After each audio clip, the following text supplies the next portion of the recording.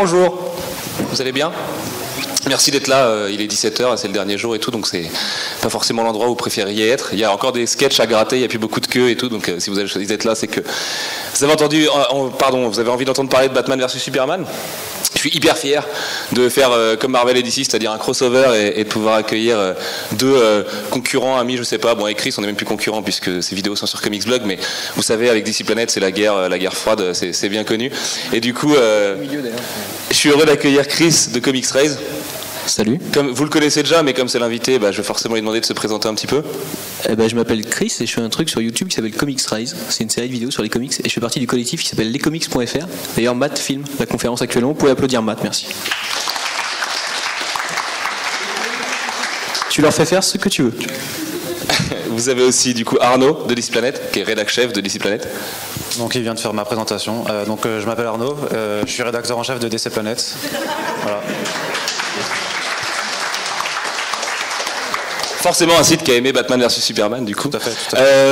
Les raisons pour lesquelles on a choisi de faire la conférence, déjà c'est parce qu'avec Arnaud on se parle tous les jours sur Facebook et qu'on se parlait du film, même bien avant qu'il sorte, les histoires de production et ce genre de choses comme vous pouvez l'imaginer. Et ce qui s'est passé c'est que, vous le savez, merde je vais tomber, Batman et Superman ne laissent pas du tout indifférent sur internet. J'imagine que vous avez vu cette vague de commentaires, que ce soit en France, en anglais, enfin partout, que c'est vraiment un film qui a divisé les gens, que moi c'est quelque chose qui me gonfle parce que j'ai jamais choisi entre Marvel et DC. Je trouve que il y en a un qui bosse mieux que l'autre à un moment M et ce sera comme ça tout le temps parce qu'il y en aura toujours un qui est meilleur que l'autre. Il y a 3 ans je vous aurais dit que DC était meilleur que Marvel. Aujourd'hui je trouve les deux assez médiocres en comics. Voilà, j'ai peut-être un point de vue un peu blasant, je suis désolé. Et forcément au cinéma les choses suivent un petit peu cette tendance là. On va pas se mentir, j'ai pas du tout aimé Batman vs Superman. Avant qu'on nous traite de DC hater ou anti-Warner ou quoi que ce soit, juste je voulais débunk un peu ces choses là. Je bosse aussi bien avec Warner qu'avec Disney et on essaie d'être pro. Je vais pas vendre Comics Blog et son éthique, mais on fait pas de publi rédac, on fait pas d'arrangement, on fait pas de machin, enfin voilà. Donc il y a des gens ici qui sont d'autres journalistes cinéma qu'on connaît depuis des années qui trouvent ça juste incroyable que des gens puissent dire anti-Warner, anti-Disney. On peut pas bosser sans l'un ni sans l'autre en fait. Mad Max est le meilleur film de l'année dernière, donc Warner a sorti le meilleur film de l'année dernière. Voilà. Donc je peux pas être anti-Warner. Que de la même manière, je pense qu'on peut trouver un film mauvais sans que la guerre soit déclenchée ou sans que, et je m'en excuse si c'est le cas, si vous avez écouté le podcast, je sais, c'est des retours que j'ai eus et j'essaye quand même d'écouter et de répondre à ce qu'on me dit à propos du film parce que j'ai vraiment trouvé ça dingue, j'ai jamais vécu ça. Évidemment quand on a mis une note incroyable à Age of Ultron qui fait rire pas mal de gens, les gens nous ont gueulé dessus et à raison, voilà, c'est normal. Maintenant sur BVS on a vu le film sans a priori, on va nous dire qu'on a bâché le film pendant 3 ans parce qu'il a eu 3 ans de gestation. Moi je vous répondrai qu'on a juste parlé des problèmes de production qu'il a vécu, dont on va reparler là d'ailleurs, et je vous invite à poser des questions. Maintenant qu'il est sorti, on peut répondre aux choses qui sont passées pendant et à ce qu'on sait de ce qui s'est passé pendant, parce qu'évidemment on n'est pas au courant de tout. Je sais pas ce que Chris Terrio a foutu dans ce projet par exemple. Et puis voilà, sachant que les gars, ce qui me fait plaisir, c'est que ils sont l'incarnation du fait qu'on puisse avoir des avis diamétralement opposés. Arnaud a aimé le film par exemple, Chris l'avait pas vu au moment où on a décidé d'organiser la conférence, et donc on savait pas du tout si le mec serait neutre de mon côté ou du côté d'Arnaud quoi. D'ailleurs, petit aparté, je vais réparer ça quand même. Je suis déçu par Civil War. J'ai eu la chance de voir Civil War mercredi dernier, comme peut-être 2-3 personnes dans la salle qui sont là-bas. Civil War m'a déçu, BVS m'a beaucoup déçu. Enfin voilà, je suis désolé d'avoir un avis qui est un peu, m'a déçu d'ailleurs. Civil War c'est quand même pas mal de porn, mais vous en aurez pour vos thunes. C'est un bon film popcorn à la rigueur. Mais voilà, juste. Je sais qu'il faut le préciser, il n'y a pas d'histoire de pro, anti, machin, enfin c'est relou quoi. Voilà. C'est juste vraiment relou. C'est-à-dire que moi je m'en fous, parce que ça arrive, c'est comme ça, on prend des coups, enfin c'est internet. Je pensais vraiment que ce week-end, pas mal de gens seraient venus sur le stand nous dire ah espèce d'enfoiré, t'as tué mon film, c'est ma mère qui l'a produit. Enfin en tout cas c'est l'impression que tu me donnes quand je te vexe parce que j'aime pas un film. De la même manière que j'aimerais vraiment qu'on en discute du film. C'est-à-dire qu'on s'arrête pas à oh mais d'ici c'est pour les adultes, oh Marvel c'est pour les petits enfants. Ferme-la. Enfin ça a aucun sens de dire ça. Vraiment ça me gonfle. Le film, si on en parle, on parle d'acting, on parle de mise en scène, on parle de montage, on parle de ses conditions de production, on parle des gens qui sont derrière, on parle de scénaristes, enfin voilà, des vrais arguments qui font que le film ressemble à ça aujourd'hui et qui ressemblera sûrement pas à ça dans sa Ultimate Director's Ultra Collector Cut, je sais pas quoi. Et voilà, en fait, ça s'arrête là. Enfin, j'ai l'impression que ça fait quoi? Ça fait 3 semaines qu'il est sorti, le film. J'ai l'impression que ça fait 3 semaines qu'on patauge, en fait. Alors évidemment, les commentaires internet, si on regarde SoFoot ou iTélé, il n'y a pas beaucoup d'espoir pour la société. Et évidemment qu'il y a une grande majorité silencieuse, qui elle aussi est saoulée d'ailleurs de voir ces commentaires un peu bas du front souvent. Et voilà, juste en parler un peu, quoi. Enfin, posément. Moi, par exemple, je suis super chaud sur Suicide Squad. Et les gens vont me dire, ah, mais t'as pas le droit d'être chaud sur Suicide Squad parce que t'as pas aimé BVS. Et c'est pareil, ferme-la une deuxième fois parce que c'est quoi l'histoire? Age of Ultron, je trouve que c'est le pire film adapté de comics dans cette, avec ces conditions de production. De la même manière que je sais que dans le podcast, à un moment, quelqu'un dit, je lance République, je crois, le fameux République, et je lui dis, non mais c'est pas nul les vols Catwoman ou Electra. Et lui il me dit, mais si. Et juste à ce moment-là, il s'enflamme. C'est juste, il s'enflamme, comme n'importe qui peut s'enflammer. Évidemment qu'on juge BVS et si on lui met une mauvaise note, c'est à l'aune d'un Avengers Age of Ultron, c'est à l'aune du film le plus cher de tous les temps. Le film a coûté 600 millions de dollars, tout compris. Enfin, on parle quand même d'un truc qui, moi perso, quand je rentre dans la salle, j'ai envie d'en prendre plein la gueule. Je suis presque fan de Zack Snyder, un peu moins depuis que je sais qu'il est adhérent à l'NRA, mais j'ai adoré Watchmen. Pour moi, Dawn of the Dead, c'est le meilleur hommage qui a été fait à Romero. C'est pas qu'un clipper, c'est pas qu'un abruti. Enfin voilà, c'est pas un abruti, pardon, lapsus. Et voilà, je suis déçu, BVS, je retrouve pas Snyder et tout, donc je passais le micro au mec, parce que ce qu'on a prévu de faire, du coup, cette conférence est tellement préparée qu'on l'a préparée il y a 2 minutes sur le stand. On va juste vous donner notre avis chacun, et puis après on fait tourner un micro dans la salle. N'hésitez pas à poser toutes les questions que vous voulez, soyez le plus hardcore et le plus personnel possible par rapport à l'histoire, juste voilà. Je suis désolé si on vexe des gens en l'aimant pas ou en l'aimant, parce qu'à l'inverse, il y a des gens qui disent « Oh mais t'as aimé le film, comment c'est possible? Toi t'es vraiment un enculé. » Voilà, mais non, enfin, t'as le droit d'aimer le film. Enfin, en plus, j'aimerais rappeler aux gens qu'un film, l'appréciation d'un film dépend quand même vachement de l'humeur dans laquelle t'es quand tu vas le voir. Il y a des films, tu passes à côté parce que t'as pas l'humeur pour voir ce film-là. Je pense à un Weining Refn, un Dupieux, tout ça. Enfin, c'est des trucs, il faut quand même être un peu conditionné ou quoi. C'est sûr que c'est moins le cas avec les blockbusters hollywoodiens. C'est pré-mâché, c'est du spectacle et tout ça. On a envie d'en prendre plein la tête. Mais voilà, pas oublier ces 2-3 données-là, faire un point sur le fait qu'on déteste personne, que surtout on aime tout le monde et qu'on a envie de parler à tout le monde, que moi j'ai passé beaucoup trop d'heures sup le soir au lieu d'être avec mon chat et ma chérie à répondre à des commentaires sur la page Facebook parce que je peux pas laisser, on censure rien et du coup je voulais prendre le temps de faire les choses. Sauf qu'au bout d'un moment j'ai eu vraiment l'impression de parler à un mur et que c'est emmerdant. Et que de la même manière je déteste pas les gens qui aiment Arrow et Injustice et tout. Je me moque un peu de Arrow et Injustice et tout. Je déteste personne. J'ai plein de potes moi-même qui adorent ça. J'ai JB, mon cadreur, qui est un des mecs les plus sûrs de mon équipe, a adoré BVS. Donc il n'y a pas d'embrouille là-dessus. Bref, je passe le micro, j'en ai assez dit, et puis après on répond aux questions. Alors, mon avis, est-ce que déjà vous avez tous vu le film? Parce que ça va spoiler un peu quand même, donc sachez-le. T'as pas vu le film? T'as pas vu le film là? Dégage, cours, sauve ta peau. En fait, ok.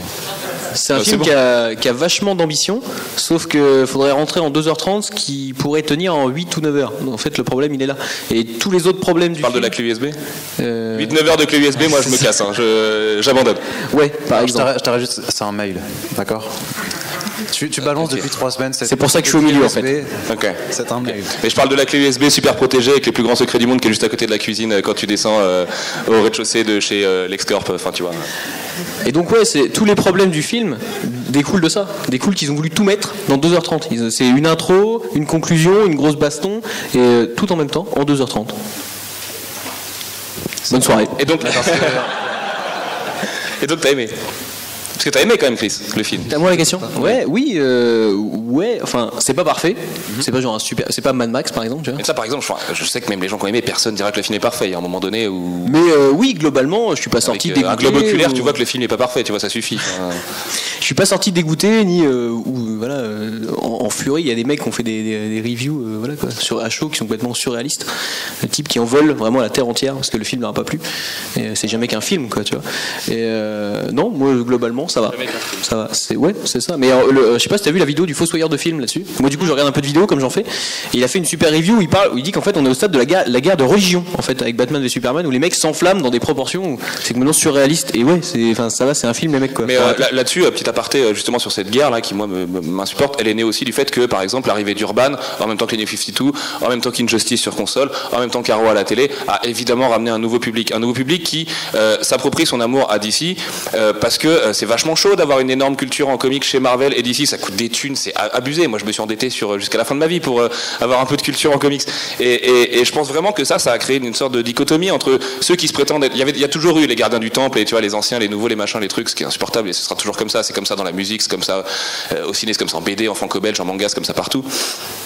Et sur ce point précis, les gens, faut juste les accueillir, quoi. Moi, j'ai vu plein de gens, réaction épidermique, pareil. Oui, vous avez pas aimé, mais vous comprenez pas. Qu'est-ce que ça lui en dit ici ? Viens, on en discute, on prend le temps d'en discuter et tout. Et finalement, le mec, on est devenu potes, quoi. Au bout d'un quart d'heure à discuter sur Facebook, il m'a dit, bah ouais, effectivement, j'ai pas lu Identity Crisis et Infinite. Tu fais vachement vite des amis quand même. 15 minutes, moi j'ai pas confiance, mais bon. Ouais, je l'ai pas encore vu IRL, ça se trouve, le mec va tu vois, mais. Je fais des trucs dégueulasses à la tête. Et enfin, ce truc-là, je pense qu'on est vraiment tous une grande famille. Enfin, à un moment donné, Batman, s'il sont dans son histoire, Marvel l'avait racheté à un moment donné, il serait chez Marvel et personne n'y dirait rien. Et quand on voit les conditions dans lesquelles sont faits plein de trucs et comment sont gérées les licences et tout ça, nous les fans, on est une plus grande famille que les gens qui produisent ces trucs-là. Donc, si nous on commence à se faire la guerre, à choisir des camps, c'est normal. Hein. Moi, j'aime pas l'Inter Milan, je suis fan du Milan AC, mais je vais pas aller faire la guerre à un fan de l'Inter. Je vais le regarder de travers, mais. Mais ouais, non, vous voyez ce que je veux dire, il faut pas, ce schéma binaire il est relou parce que rien que pour les auteurs, moi j'en parle avec Arnaud souvent, notamment qui bosse avec Urban, et Arnaud il bouffe aussi un peu de Marvel, au moins les films, puis du Image Comics, puis tout ça, puis il y a plein de qualités, et il faut juste aller chercher partout. Avant chez DC, il y avait des auteurs qui sont maintenant chez Marvel, et vice versa, et qui ont des trucs chambés à faire partout. Moi c'est les auteurs que j'aime ou que j'aime pas à la rigueur, mais j'essaie de pas trop ne pas les aimer, parce qu'après tu les vois en vrai, tu dis en fait il est sympa, peut-être c'est pas mal et tout, mais cette histoire de guerre là, c'est assez abscon, quoi, ça sert à rien. Bref, Arnaud. Du coup, c'est là que je fais le rôle de l'enculé qui a aimé le film, en fait. Mais non, pas du tout. Et qui arrive pas à avoir les défauts. Non, donc en vrai, ouais, c'est vrai que. Parce que toi aussi, t'as eu des problèmes avec ta communauté, mais dans l'autre sens. Enfin, tu vois. Ouais, alors c'est assez drôle parce que du coup, effectivement, quand les problèmes. C'est le problème du fanboyisme dans les deux sens, c'est-à-dire que tu fais une critique où tu dis que t'aimes pas et que tu te prends des volets de en disant mais si c'est génial et tout ça, mais à l'inverse, si t'oses émettre un avis favorable contre quelque chose qui déteste un petit peu, du coup, on se fait traiter d'enculé parce qu'on a osé aimer quelque chose. Alors moi, comment je me positionne vraiment? Je pense que j'ai pas d'œil non pied, donc je suis conscient que le film il est loin d'être parfait. Il a une quantité de défauts assez grande quand même, il faut le dire. Et la première fois que je suis sorti de la salle, effectivement, j'étais assez déçu. C'était 3 ans d'attente, ça faisait depuis Man of Steel qu'on n'avait rien vu. Et passé donc à ces 2h30, je pensais que j'aurais les larmes aux yeux, parce que j'ai un esprit de fanboy quand même. Voilà, DC Planet, on a un amour pour DC, ces personnages, peut-être un peu qui nous fait dépasser la barrière de l'objectivité. Et malgré tout, j'en suis déçu. J'avais encore faim. Enfin, j'étais déçu, et du coup je suis allé le revoir quand même, il le fallait, et je trouve que c'est un film qui s'apprécie du coup beaucoup plus au deuxième visionnage, parce qu'il y a aussi une quantité de qualité assez importante aussi. Et je pense que tous les films de super-héros, de toute façon, il y a des putains de défauts à chaque fois, et que ça nous empêche pas de pouvoir aussi apprécier les qualités. Et je pense que Batman v Superman mérite pas en fait la façon dont il a été traité, parce que c'est quand même un film qui a, et il faut le respecter pour ça quand même, qui essaie de faire quelque chose, qui essaie de se montrer différent d'autres productions super-héroïques. Et je pense que l'accueil qu'il a reçu, c'est peut-être aussi parce qu'on a été enfermé dans un système. Ça c'est clair que le schéma Marvel Studios lui a pas fait du bien, quoi. Le fait que Snyder ait des ambitions de. Alors par contre là-dessus, parce que je voulais absolument le placer, c'est la seule phrase que j'ai préparée de toute la conférence. C'est pas. Moi j'accepte à fond que le mec il tente autre chose, limite même que Batman assassine, parce que je suis prêt à l'accepter. Alors après voilà, on va enculer des mouches pendant des heures pour savoir s'il a tué 3, 4, 7 ou 8 fois, et que est-ce qu'il tue à la fin de Killing Joke, est-ce qu'il tue chez Miller à un moment donné. Enfin voilà, chacun a son interprétation et c'est ça qui est beau. Parlez-en à Paul Dini, je pense que niveau Batman il a un peu de crédibilité, pour lui Batman ne tue pas, bon voilà. Donc Snyder fait un autre Batman. Très bien, moi je suis chaud là-dessus, fais ton truc. Le problème c'est que je suis encore plus chaud de voir un Batman différent, une Wonder Woman différente, un Superman différent, même si Wonder Woman est assez classique dans cette version très moderne du personnage chez DC. Juste que c'est pas parce que c'est différent que ça fait aussi un bon film, quoi. Voilà. Non, alors justement ça fait une approche. Parce que cette excuse, des fois t'as l'impression, en tout cas moi de mon côté. Tu peux t'excuser derrière disant c'est une vision d'auteur, et du coup tu peux tout accepter derrière la vision d'auteur, et c'est pas forcément ce que je dis, mais je veux dire, faut reconnaître qu'il le tente. Après il y a des maladresses dans ce qui est tenté. Ça faut essayer de les décrypter. Mais au final, moi ce que je trouve très intéressant avec Batman v Superman, c'est effectivement c'est un film dont tu parles en fait. C'est pas juste un raté dont tout le monde va s'en foutre comme le dernier Fantastic Four. Ah, dont tu parles. Qui a envie de débattre sur Fantastic Four? Non, Batman v tu sors. Il y en a peut-être, et je m'excuse pour ces personnes. Mais c'est juste que c'est une catastrophe et on l'oublie. Enfin, même Catwoman ou Elektra qui ont été cités aussi en exemple. Non, on s'en fout de ces films. Batman v Superman, ça cristallise énormément de points de discussion. Et au final, c'est aussi pour ça que la. Et pourquoi ? Parce que pendant toute la production du film, t'as des producteurs, un réalisateur qui vont te dire oui, c'est notre réponse à Marvel, oui, on est plus adulte, on est machin, on est plus quali, on va faire des films différents et tout. Forcément, les mecs se sont aussi mis eux-mêmes sur la marge de laquelle ils sont tombés à mes yeux, tu vois. Ils avaient pas, on sait que le film, enfin, tu vois, pendant la production, c'était pas un secret. Nous, on nous a reproché, on a l'impression qu'on bâche le film parce que pendant 3 ans, on a dit qu'il y a des problèmes de production. S'il y a des problèmes de production, viens pas faire le malin derrière. Il y a des questions de promotion aussi derrière de Warner, tu vois, où tu peux lire un peu entre les lignes de la façon qu'ils défendent les films. Il y a 2-3 personnes ici dans la salle. Les 3 dernières semaines avant de voir le film ont été très longues pour savoir ce que Warner faisait, ne faisait pas, et ainsi de suite. C'était pas forcément simple, et ça veut dire des choses, quoi. Mais ces problèmes-là font que, pour moi, en fait, un des vrais, des vrais gros problèmes du film, c'est qu'ils n'auraient pas dû autant le vendre, quoi. On le sait, enfin, c'est écrit dessus. C'est la première fois que Batman et Superman vont être au cinéma ensemble. En plus, ils vont s'opposer, enfin un peu, Martha. Et du coup, toute cette dimension-là. Puis bon, il y a Wonder Woman, il y a la Justice League avec ses logos qui sont déjà tout prêts, machin, tout ça. Donc c'est quand même la première apparition de Aquaman, par exemple, sur les écrans. Mais ça, c'est la preuve de faire les choses avec maladresse, tu vois. C'est que ça aurait pu être mieux fait. Ah bah ça, je vais pas te dire l'inverse, oui.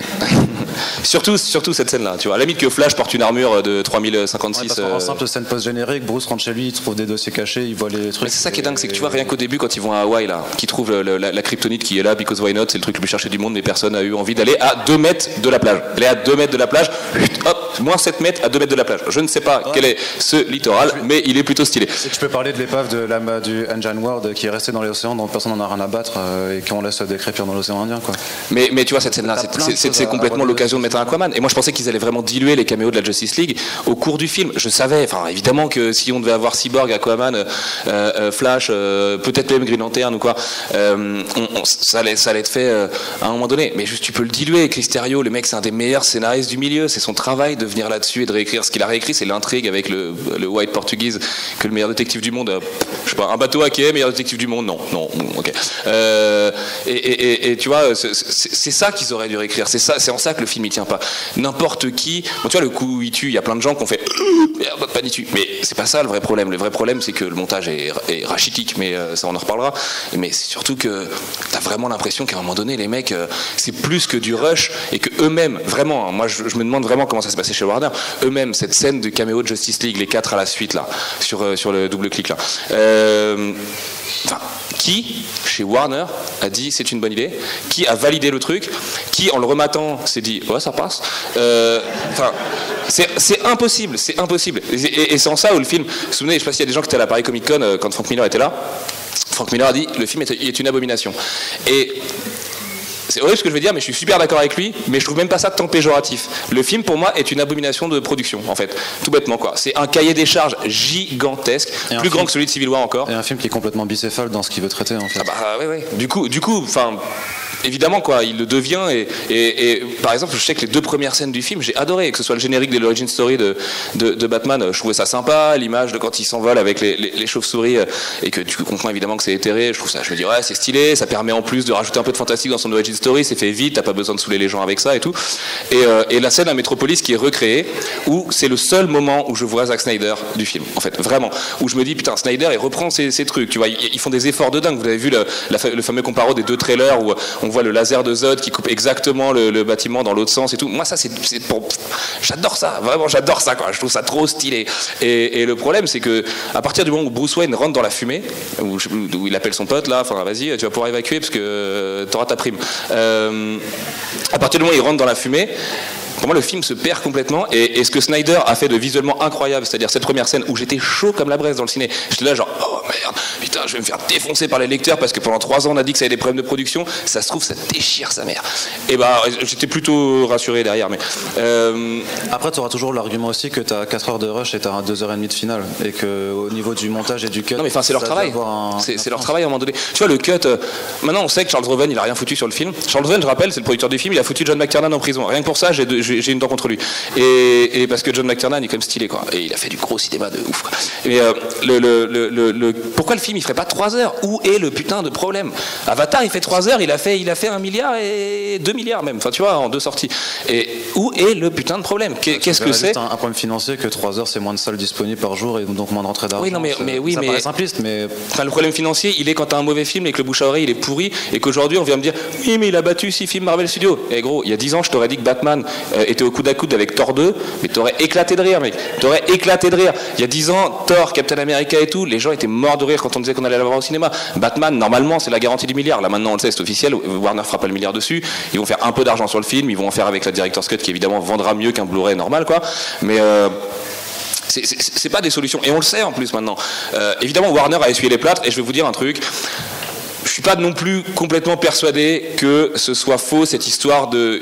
Il peut y avoir des gens qui sont pro-Disney ou un avis critique qui est pro-Disney overall. Je m'explique. Civil War a été élu meilleur film de l'année alors qu'on est en avril, meilleur Marvel Studio, et j'en passe. Enfin voilà, la critique était dithyrambique. Un mec comme Devin Farasi, qui est un critique un peu dur, Burst Movie Death et tout, qui est une pointe à Hollywood, qui est vraiment écouté par les réals, a dit que c'était le meilleur film, enfin qu'on avait attendu 12 ans pour ça et tout. C'est complètement faux. Et je vous le dis direct, hein. Civil War c'est cool, c'est bandant et tout, mais c'est complètement faux. Et le problème c'est que c'est vrai aussi que Warner s'est fait taper sur la tête, parce que déjà ils ont agacé les gens pendant 3 ans, parce que le film a été produit de manière, de manière un peu bizarre.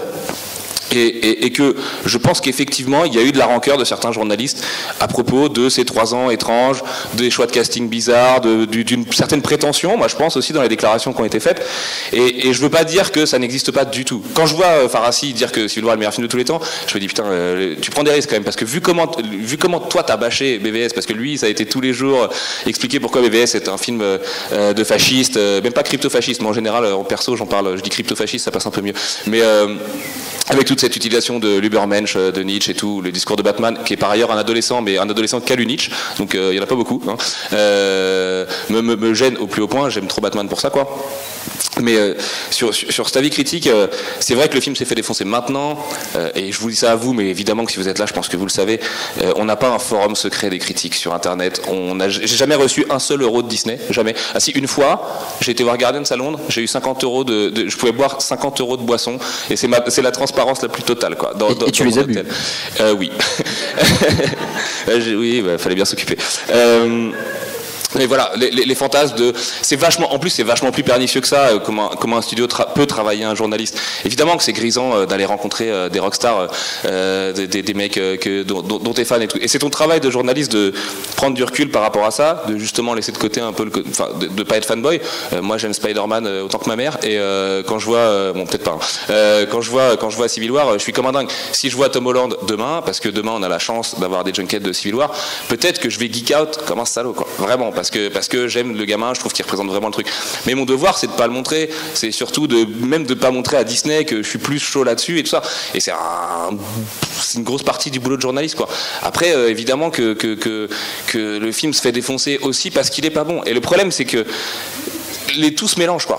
Après, tout se mélange. Le film, il est juste pas bon, donc évidemment enfin, à mes yeux, hein, et aux yeux de plein d'autres gens a priori.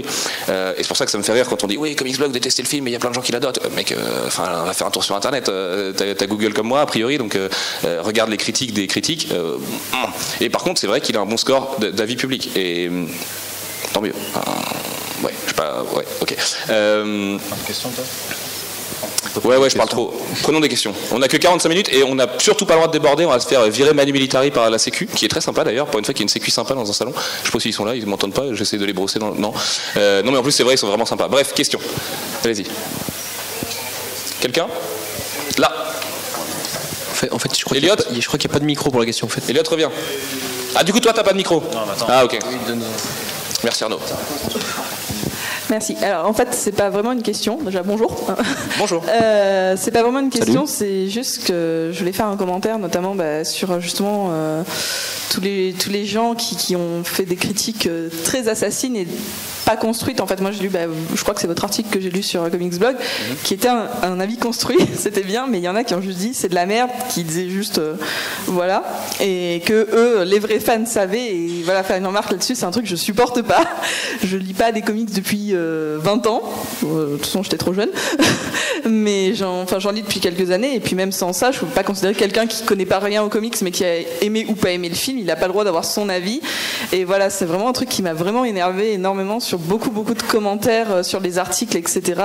Le fait de dire toi tu connais rien, donc moi je sais, et ce film était nul. Après on peut l'aimer, on peut pas l'aimer, moi je l'ai bien aimé en l'occurrence. Mais est-ce que quelqu'un qui dit juste c'est de la merde, peu importe sur quoi, est-ce que tu vas le prendre au sérieux? Non, qui va le prendre au sérieux à part un mec qui est du même niveau et donc qui finalement n'est pas très intéressant à écouter? Alors moi non, mais je sais qu'il y en a qui vont le faire du coup.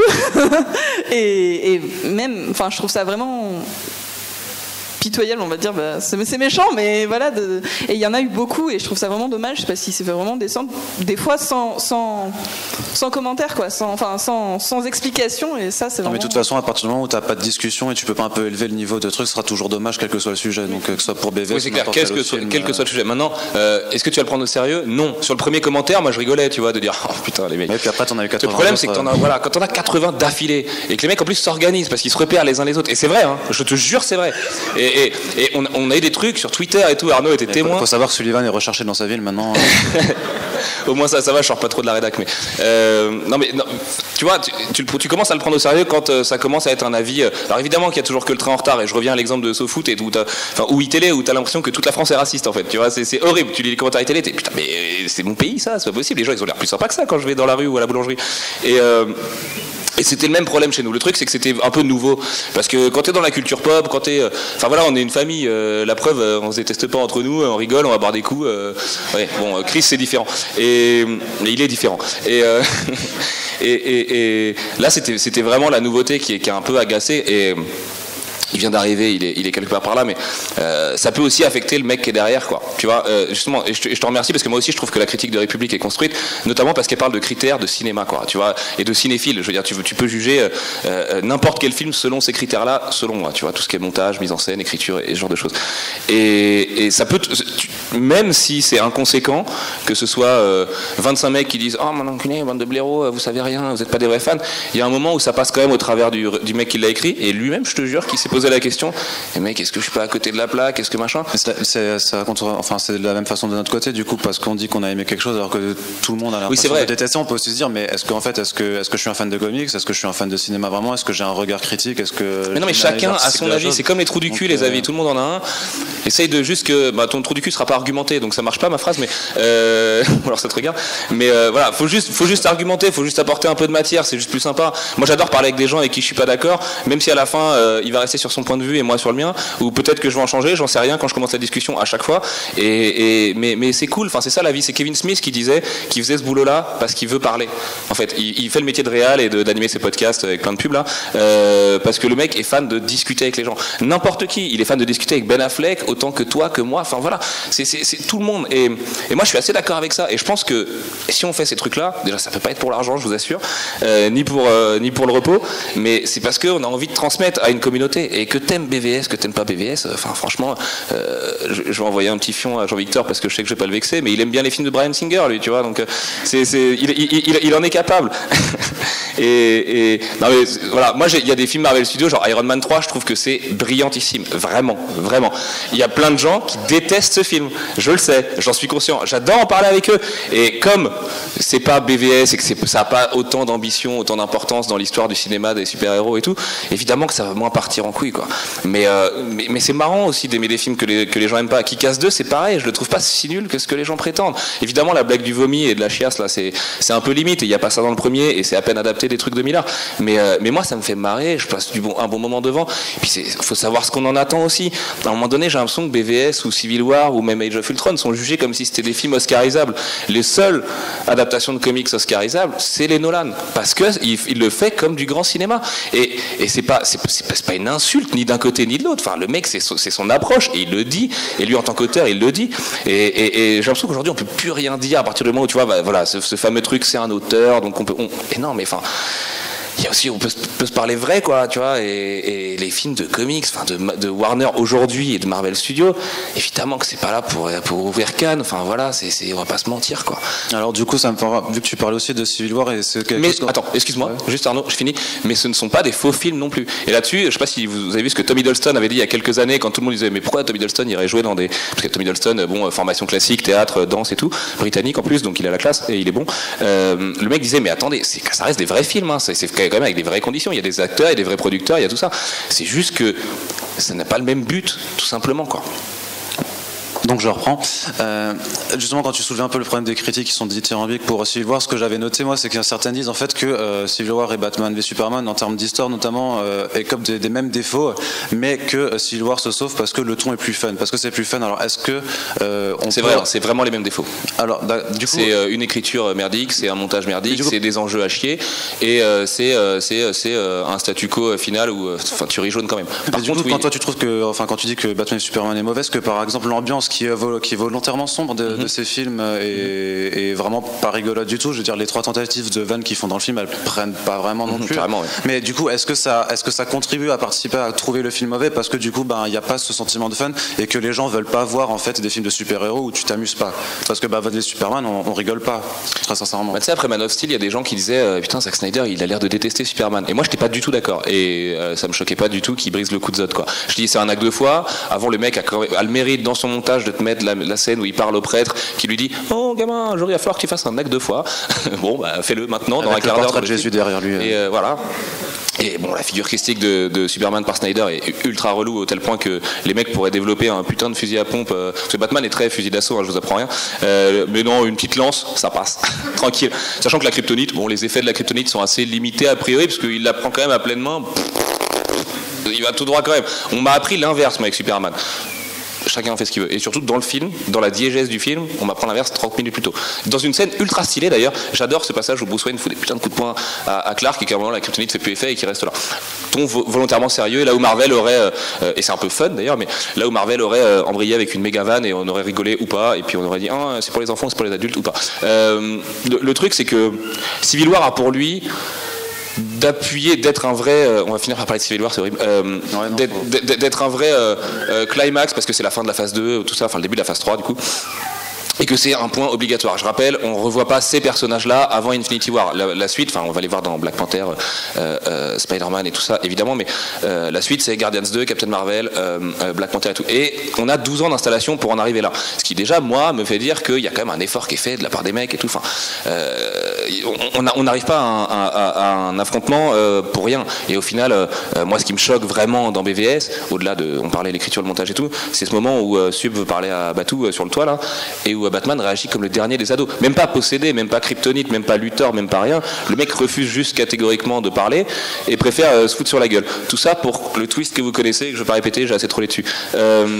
Ça, c'est pas bon, quoi. Ça, c'est pas bon. Et ça, moi, ça me sort du film, réellement. Et c'est là où le film, à la fin, déjà à partir du moment où il a tiré sur la bagnole qui est devant lui, parce que c'est de ça dont on parle, hein, sur les fameuses histoires de Batman qui tue pas, on parle vraiment du moment où il est dans la Batmobile, les mains sur sa mitrailleuse, et qui fait exploser la bagnole devant lui. Donc là, il y a aucun doute, il sait qu'il va tuer, c'est shoot to kill, même s'il tire pas directement dans sa tête, évidemment, il faut que le film soit PG sorti. Dans les Burton, la Batmobile a aussi des mitrailleuses, et j'ai jamais vu un mec me dire oh le film de Burton il est trop nul parce que Batman le film de Burton, pourquoi alors mon point de vue en tout cas, j'ai pas vraiment de réponse là-dessus, mais le film de Burton, enfin les deux films de Burton, drop the mic, sont pour le coup des vraies visions d'auteur, même si le mec a une petite côte sur le Killing Joke et enfin comme tous les films de Burton, quoi, à une époque où justement Killing Joke et Miller viennent de sortir, c'est encore frais, les codes de Batman ne sont pas aussi admis qu'ils le sont aujourd'hui, Animated Series n'existe pas encore, et pour moi Batman c'est Animated Series, ça peut vous aider à comprendre ce que j'aime de Batman. J'aime vraiment, pour moi Animated Series c'est Batman, c'est The Batman, le Batman, ce que vous voulez, et je suis content que les deux auteurs soient là, je suis dégoûté, je n'ai pas eu le temps de leur parler à part dans les chiottes, et c'est ma vision de Batman. Maintenant voilà, Burton c'est Burton, tu vois, enfin c'est une autre promesse, là on parle d'adapter un univers partagé et tout. Alors déjà il fallait être clair à mon avis au départ, parce que l'ambition de vouloir adapter un univers en entier, pour moi de facto, c'est peut-être moi qui le comprends mal, mais ça veut dire quand même coller aux comics, puisque c'est la dynamique des comics. Alors qu'à l'époque tu faisais un film Batman, enfin on sait que Burton s'était posé la question de les faire se rencontrer avec Superman Lives et tout, enfin oui c'est un Superman Lives avec Nicolas Cage, ils sont super mulets. Mais t'avais pas, tu vois, toute cette ambition de dire on adapte DC Comics, on transpose DC Comics à l'écran. Documentaire sur le film de Burton et en fait qui est très intéressant et qui montre que le film n'était pas si ridicule que ça. Avant de troller un film que vous n'avez pas vu et dont vous connaissez rien, regardez le documentaire. Après écrit par Kevin Smith et hyper iconoclaste par rapport au personnage de Superman et tout. C'est vrai que ça aurait été super intéressant. Ça s'appelle Whatever Happened to the Man. C'est The Death of Superman Lives. Ouais. Voilà. The Death of Superman Lives. Ouais, ok. Je confonds avec un autre truc. What Happened, le sous-titre. Mais du coup, si je t'interromps juste parce que tu parles trop. Non, mais par rapport au Batman que t'aimes pas, moi j'ai toujours aussi envie de dire, j'ai pas envie forcément de faire l'apologie du Batman qui tue parce qu'effectivement c'est quelque chose qui me parle pas forcément, qui me parle pas. Mais c'est un Batman qui a 20 ans de carrière et moi je trouve que ce qu'on a peut-être tendance à oublier aussi, c'est qu'il y a quand même beaucoup de sous-entendus en fait sur l'histoire de ce Batman. Il y a son manoir qui est cramé, il y a un costume tagué qui trône dans sa cave. Au niveau de ses dialogues avec Alfred, il fait beaucoup de sous-entendus sur les promesses non tenues, sur les 20 ans de Gotham, combien de mecs sont restés bons et combien il en reste. Et je pense que du coup le fait de le montrer aussi barbare et aussi torturé, c'est peut-être quelque chose pour amener vers la suite également, de voir on désacralise un peu le héros pour le faire remonter vers la fin. Il s'en prend pas à Lex Luthor comme il aurait pu le faire avant et pour le faire évoluer. Et aussi moi ce que j'aimerais dire, c'est que on a beaucoup aimé les Batman de Nolan et après dans les New 52 ça s'est ressenti aussi le côté dark. Et je me demande si Snyder a pas aussi voulu faire une sorte de vous aimez le Batman dark, on va vous le donner à mort jusqu'à ce que vous en soyez dégoûté, de la même façon qu'on a fait des comics beaucoup extrêmes dans les années 90 jusqu'à ce qu'il y en ait marre avec Nightfall par exemple, tu vois, et j'ai l'impression qu'il y a peut-être après peut-être que j'invente des intentions à Snyder aussi, c'est parce que j'ai envie de le défendre un petit peu, mais j'ai l'impression que il faut prendre quand même un peu de recul et essayer de voir aussi les sous-entendus. Je pense qu'il y a une histoire derrière ce Batman, il a 20 ans d'activité et il faut pas forcément vouloir le condamner parce que le mec est en train de perdre les pétales, il est aveuglé par sa paranoïa et par sa haine. Et alors peut-être que c'est pas assez explicité, comme dit le point Martha aussi. Martha, il y a une vraie raison au final qui le pousse à arrêter son geste. Il y a un traumatisme et il y a quelque chose, mais ça aurait dû être explicité avec des dialogues supplémentaires. Et la façon dont c'est montré, effectivement, c'est hyper abrupt. Et les gens qui s'en foutent un peu, ou même pas, vont juste dire il fait que leur mère a le même prénom, on devient super potes. Et je pense que ça va quand même plus loin que ça, mais effectivement, il y a eu la maladresse de l'avoir montré comme ça. Après, tu le dis, c'est censé amener autre chose après. Et en fait, le problème, c'est que le film, c'est une bande-annonce de 2h30 qui dit ce qui va se passer après, alors que le titre du film, c'est une promesse de combat final en fait. C'est genre tu vois King Kong contre Godzilla, mais genre dans le film ils se battent pas.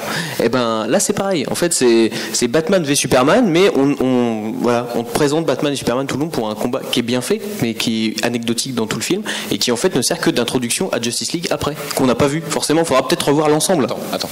J'aime beaucoup ton explication, Arnaud. Et c'est une des vraies explications quand on me les a données. Moi j'avoue, je l'avais pas forcément vécu comme ça pendant le film et de me dire. Je l'ai vu 5 fois donc j'y ai réfléchi aussi. Ouais.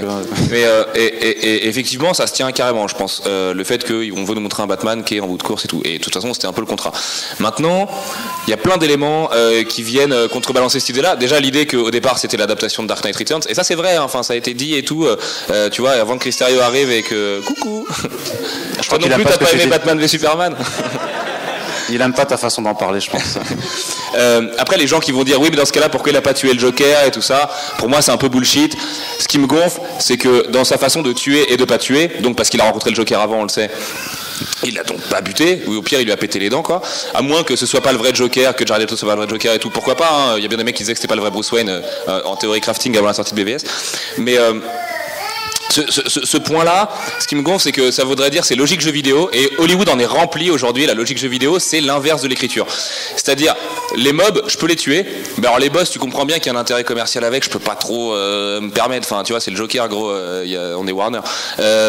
Ça m'énerve.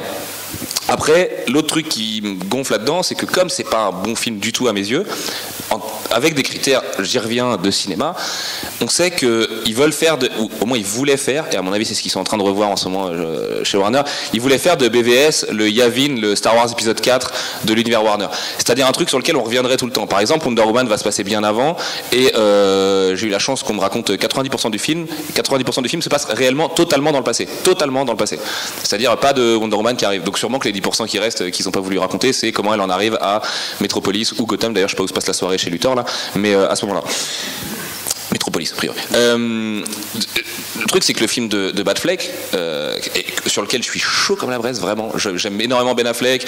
Depuis le départ, je pense que c'est un choix hyper intéressant. Je n'étais pas tout de suite convaincu, mais contrairement à la moitié d'Internet, je vois pas pourquoi on serait allé le pourfendre avec une hache. Enfin, voilà, c'est absurde.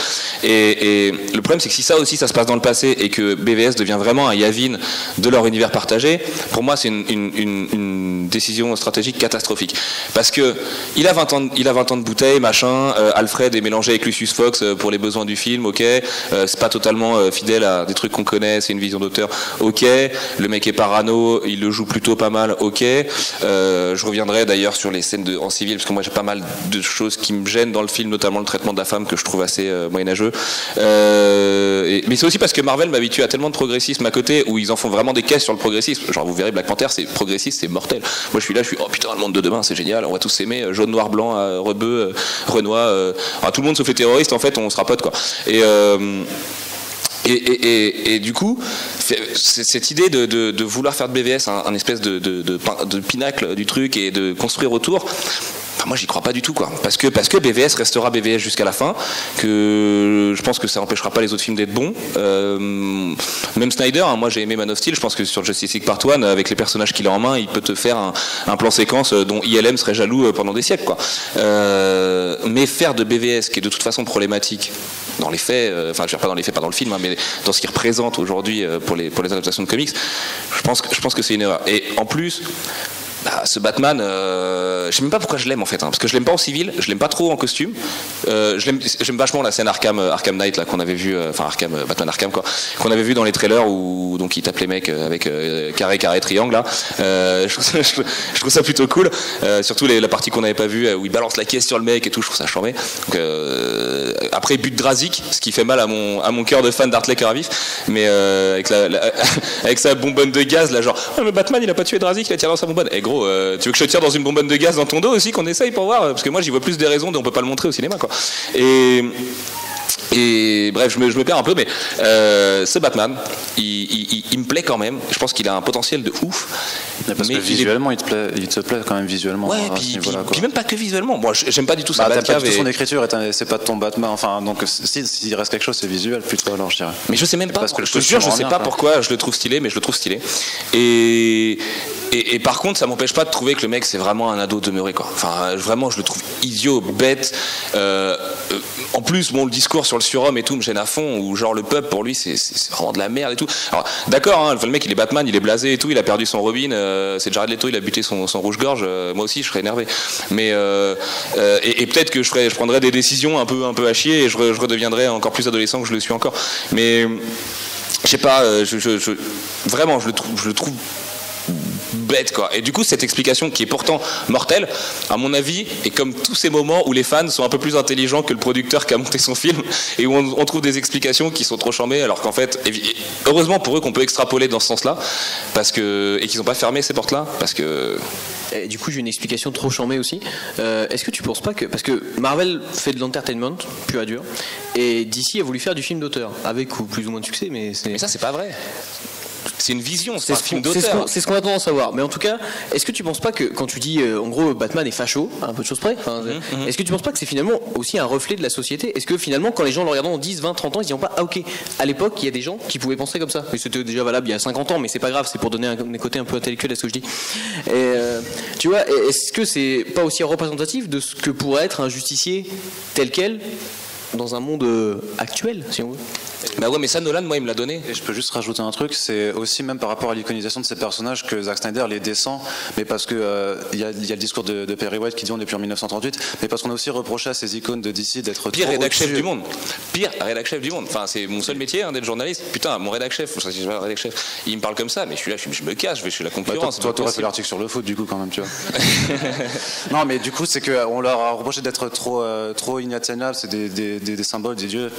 Et le fait que de faire un Batman qui tue, de faire un Superman aussi dépressif, qui est pas en contrôle vraiment de sa posture et tout ça, c'est aussi quelque chose qui va rapprocher en fait les héros et de nous en tant qu'êtres humains, mais aussi de notre époque, parce que justement Superman qui arrive à sauver tout le monde, ok, c'est ces trucs qu'on a peut-être envie de voir, mais c'est absolument plus actuel dans notre société. De toute façon, la figure parfaite, elle est plus là. Et je pense que quelque part, ça reflète aussi notre façon de voir comment sont les super-héros aujourd'hui, parce que c'est pas possible. Je pense qu'un Superman en slip rouge et qui arrivera à sauver tout le monde, je pense qu'il serait la risée des critiques aussi au cinéma et tout le monde se moquerait parce que c'est vieillot. Mais tu vois, cette question-là, c'est pareil. J'aime autant Captain America que Daredevil. Et pour moi, Daredevil fait ce que fait BVS, c'est-à-dire poser des vraies bonnes questions sur la justice et aller un peu plus profondément dans les choses et tout. Avec 3 fois plus de temps de disponible aussi pour raconter l'histoire. Ah, mais ça c'est de la faute de Warner, mec. Alors là, je vais pas les excuser d'avoir rushé leur film, d'avoir voulu tout mettre en 2h30. C'est on a commencé la conférence là-dessus, c'est le gros problème du film. Mais vraiment, quoi. Après, pour revenir vraiment sur la question de ramener les héros, tu vois, de manière pragmatique, très terre à terre et tout. De les désacraliser, mais aussi peut-être aussi de les déconstruire dans ce film pour aller les reconstruire. Oui, mais désacraliser pour la Justice League, c'est de la merde. Et que c'est là qu'ils vont briller vraiment et que ce sera les héros d'essai. Ça, c'est une bonne idée. Ça, c'est une bonne idée, effectivement, ce changement, ce glissement de Batman vers Justice League. Bon, si on voyait pas le cercueil trembler comme nous a fait Marvel 2 semaines plus tôt avec Elektra. Oh merde, j'espère que je prie personne. On a fait gaffe sur. Ok, bon, j'ai rien dit. Si quelqu'un n'a pas Netflix encore. Enfin bon, on va pas être bébé. Ce plan où le cercueil bouge là, enfin il y a 3 bouts de terreau là. Ouais. C'est une énorme. Mais alors vraiment, c'est une bavure de producteur. Vraiment, enfin c'est une bavure quoi. Tu ne fais pas ça, ça ne sert à rien. C'est prendre les gens pour des cons. Déjà, moi j'ai l'impression que le film me prend un peu pour un demeuré souvent. Et ça, à la limite, je veux bien le mettre de côté. C'est que je trouve son écriture tellement bizarre, convenu, rachitique que j'ai vraiment l'impression qu'on me prend pour un con, mais là-dessus j'en suis certain qu'on me prend pour un con, tu vois. Déjà, c'est de la facilité. On adapte La mort de Superman, qui est un comic book assez abominable quand même. Il y a peu de gens qui l'ont lu, mais La mort de Superman, c'est un mulet bleu fluo, et là on se dit bon, il y a Doomsday, vas-y, on peut le faire, on peut se lâcher, c'est l'occasion. Peut-être que sans ça, déjà j'en aurais peut-être moins voulu au film, parce que le moment où ils arrivent à se dire tiens, on va buter Superman. T'es là, c'est pas suffisant ce que t'as essayé de mettre avant, mec. Parce que déjà, j'ai l'impression que t'arrivais pas trop à faire ton truc. Non, tu butes Superman. En plus, pour me dire qu'il ressuscite à la fin, tu vois. Et ça vient annuler toute la réflexion justement de rapprocher les héros d'un contexte, tu vois, plus sociétal, plus terre à terre, plus proche du peuple, plus proche de, enfin tout ça quoi. Mais à ce niveau-là, je le voyais plus dans la reconstruction de Superman qui est paumé quand même et qui laisse le Sénat se faire sauter au final parce qu'il est pas attentif, parce qu'il est trop les gens disent du mal de moi à la télévision, j'aime pas. Mais qu'à la fin du coup, en fait c'est un sacrifice vraiment, c'est que du coup il devient le Superman qui va aider tout le monde en se sacrifiant pour final sauver la Terre, bon parce que le gros monstre il va par exemple si tu veux faire ça, si tu veux l'ancrer dans la réalité, et ce que je disais tout à l'heure, pour moi Nolan me l'a déjà donné, le Batman ancré vraiment dans la réalité, où le Joker est vraiment un espèce de terroriste fantasmé, tu vois, qui serait ultra chaotique, comme le plus chaotique de tes potes, mais vraiment lui il aurait été trop loin. Et avec BVS, le problème c'est que il y en a plein là-dessus, mais et tu vois par exemple la question géopolitique, je sais on va arriver dans des trucs chiants, on va me dire ouais mais t'es relou, tu vas chercher des trucs, mais je pense que tu vas aussi de la même façon que moi je peux extrapoler en essayant de dire oui mais Batman il a un passé, Superman il se sacrifie, il se reconstruit, j'ai l'impression aussi que toi des fois tu cherches peut-être aussi trop loin sur des trucs qui sont un peu teubés, ou juste parce qu'il manque des détails en fait. C'est pas de manquer un détail que Superman intervienne au Moyen-Orient sans qu'on le fasse chier. Sauf qu'il est pas censé être américain, enfin il rend compte à personne. Mais c'est un des thèmes les plus passionnants du personnage, de manière inhérente le personnage, le fait qu'il soit arrivé aux États-Unis et que les États-Unis soient ce qu'ils sont aujourd'hui dans notre société. Enfin évidemment que les comics dépassent quand même un peu le cadre de la fiction souvent, et que Superman raconte aussi quelque chose par rapport au modèle messianique et enfin tu vois au complexe du Messie américain de surcroît et tout ça. Et le fait qu'on n'ose même pas poser la question me gêne. Je vais prendre chez la concurrence, encore une fois un film qui m'a déçu, mais Marvel Studios avec Civil War, cette question-là, elle est au centre des débats, tu vois. Et elle est au centre de manière utile. Et c'est ça qui m'a déçu devant BVS. Il y a plein d'intentions que je trouve charmées. Attention, hein, le film, je l'aime vraiment pas du tout. Mais il y a des intentions globales, aussi. Mais il y a des intentions qui sont charmées. Après, tu peux pas te permettre de faire une intrigue aussi pauvre, que ce soit donc le Moyen-Orient où, je le rappelle, le mec est omniscient, c'est le principe de Superman, mais bon, il va rien savoir pour les besoins de son enquête en civil, et ou alors il a aucune chance de se faire griller en plus sur cette enquête. Enfin voilà, c'est un peu absurde. Et toutes ces incohérences qui viennent s'ajouter, puis s'ajouter, puis s'ajouter, puis s'ajouter, puis s'ajouter. Bon, je veux bien accepter que Batman n'est plus très détective à la rigueur, et comme ça le White Portuguese là, il passe à côté. Bon, ça me paraît chelou, mais quand même. Le truc c'est que tout ça fait que je peux pas reconnaître au film tant de qualité, de réflexion, de volonté. Enfin si, hein, Snyder a des vrais trucs et je pense vraiment pas que Snyder soit un demeuré. Après, il a une façon de se défendre qui est très étrange depuis que le film est sorti, vraiment. Où je trouve oui, mais il lit tous tes articles et il a peur quoi aussi. Il se dit mais comment je vais me défendre contre Sullivan? Non mais enfin bon après c'est encore pire les gens qui vont faire des pétitions pour qu'il reste ou pour qu'il se barre. Là on atteint vraiment le stade anal du fan quoi. Mais il a vraiment des réponses où tu te dis mec, t'as vraiment 3 ans dessus, plus de 900, plus de 1000 jours sur ton film. Enfin, t'as peut-être plus de choses à me dire que juste ça. Non, et je pense que ce qui est assez symptomatique par rapport au fait aussi des intentions de discussion et de traiter de sujets assez sérieux au final, parce que Batman v Superman reste un film sérieux, c'est la scène du Sénat au final, c'est que on passe quand même 1h30 à nous installer le positionnement de Superman par rapport au reste de l'humanité, des questions idéologiques et même religieuses, et qu'au moment où on va vraiment discuter, ça pourrait être super enrichissant, boum, on fait exploser le truc, mais comme ça évite de couper on coupe la discussion. Et il y a même des questions qui se posent aussi sur l'aspect un peu troll de Snyder par rapport aux remarques qui lui ont été faites sur Man of Steel. Parce que moi je trouve que les gens ont été vraiment aussi à l'époque de Man of Steel hyper tendus. Man of Steel ça raconte pas grand chose non plus, hein. C'est une origin story, c'est l'origin story la plus classique du monde. C'est la première fois que Dragon Ball est adapté en live pour les bastons et ça, c'est rigolé, mais je vous jure, je trouve ça charmé. Je trouve que c'est la façon de faire les scènes de baston de Man of Steel où là je vois du Snyder à 100%. Genre j'étais comme un gosse quoi. Je me dis putain c'est Goku et Vegeta qui se mettent sur la gueule en l'air avec des ils réapparaissent à des endroits. Bon les japonais c'était parce que c'était plus pratique et que ça coûtait pas très cher de mettre un son de boom quoi.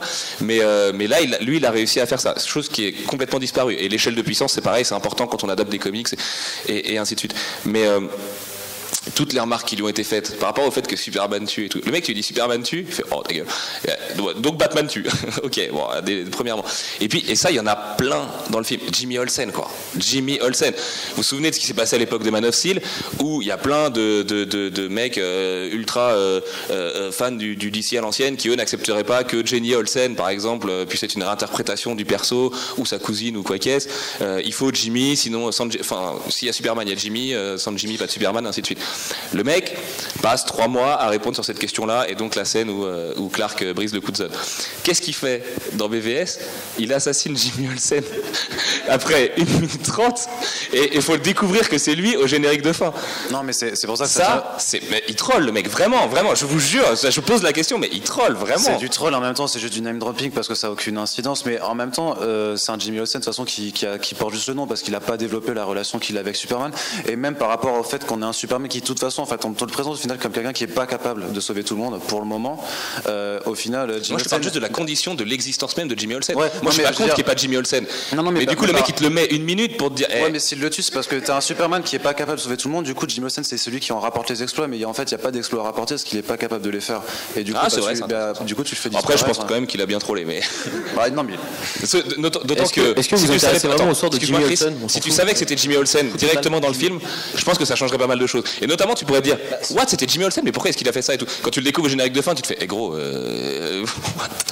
moi je propose que s'il y a des questions on les prenne avant que la personne qui a pris le micro se barre avec, parce que tu l'as depuis tout à l'heure et j'ai peur que tu le gardes en fait. Oh, je l'aime bien moi. Si tu veux faire tourner le micro. Oh putain, cool. C'est déjà fini normalement, on se fait toujours pas virer, profitons-en.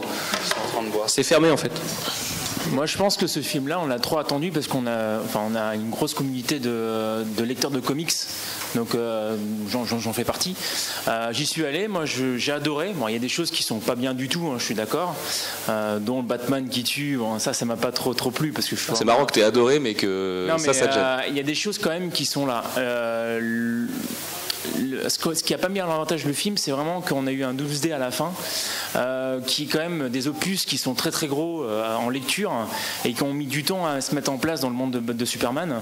Et là, on a fait en fait, en grosso modo, on a essayé de faire de la Justice League, on a mis le monde de Batman, de Superman en même temps, etc. Alors que déjà, le monde de Batman est assez dur et assez complexe. On met du Superman à côté, les gens ils voient Superman comme un super grand héros de l'Amérique. On met les deux mondes en même temps, et puis on met Wonder Woman avec. Là, on essaie de faire du la Justice League, et puis allez, à la fin, on met un Doomsday. Doomsday d'abord, c'est un méchant de chez Superman. Merci pour l'info. Au début. Non mais je pense qu'on oublie que ce film-là a été fait pour un public qui est normalement en dehors du comics. On connaît tous le monde de Batman, Superman, Wonder Woman.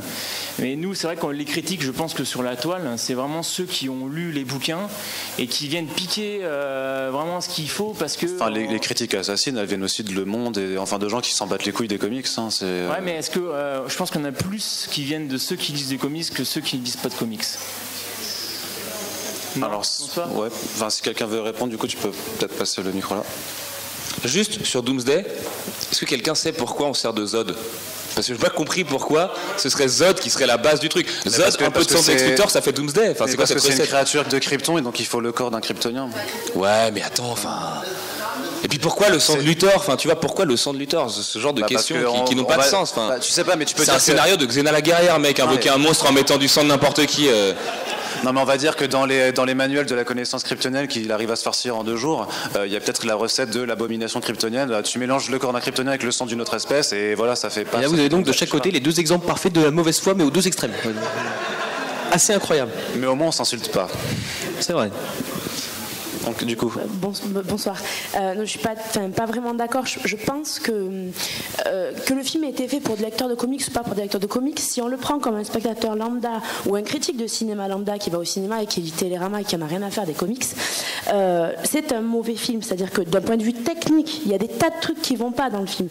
Il y a, bon, évidemment, le montage et l'écriture qui sont complètement à revoir.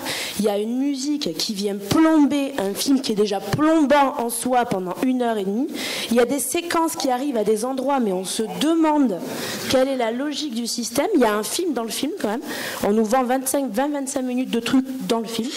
Donc je pense que d'un point de vue... Enfin, que le film ait été fait pour des lecteurs de comics ou non des lecteurs de comics, l'avantage de Marvel, ou en tout cas l'avantage de ce que fait Marvel Studios, c'est d'essayer de faire plaisir à tout le monde. Et je pense que c'est l'erreur de BVS que de se dire qu'on va avoir à faire un public... Est-ce que l'avantage de Marvel, c'est pas aussi qu'en fait les gens connaissent pas les personnages? Alors que tout le monde connaît Batman et Superman. Qui connaissait Ant-Man il y a un an dans le grand public? Personne, tout le monde s'en branle. Pardon, je reviens sur ça, mais Batman et Superman, c'est probablement fait partie probablement des personnages les plus iconiques. C'est-à-dire que ceux dont même le Touareg du fin fond du désert, qui passe pour un terroriste dans le film, je vous signale au passage, même le Touareg du fin fond du désert, vision pourrie de l'humanité, il sait de quoi on parle quand on parle de Batman versus Superman.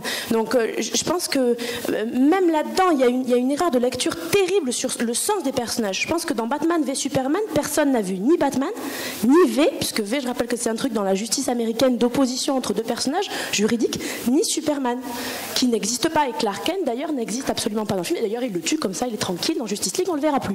Donc il y a quand même un truc... Enfin, je pense que c'est là qu'il y a un souci. C'est-à-dire que, quel que soit le public auquel tu t'adresses, tu fais un film honnête et tu travailles dessus. Là, j'ai l'impression qu'il n'a pas travaillé d'un point de vue technique. C'est pas un artisan de film. Alors qu'on sait tous que Snyder, c'est un artisan extraordinaire.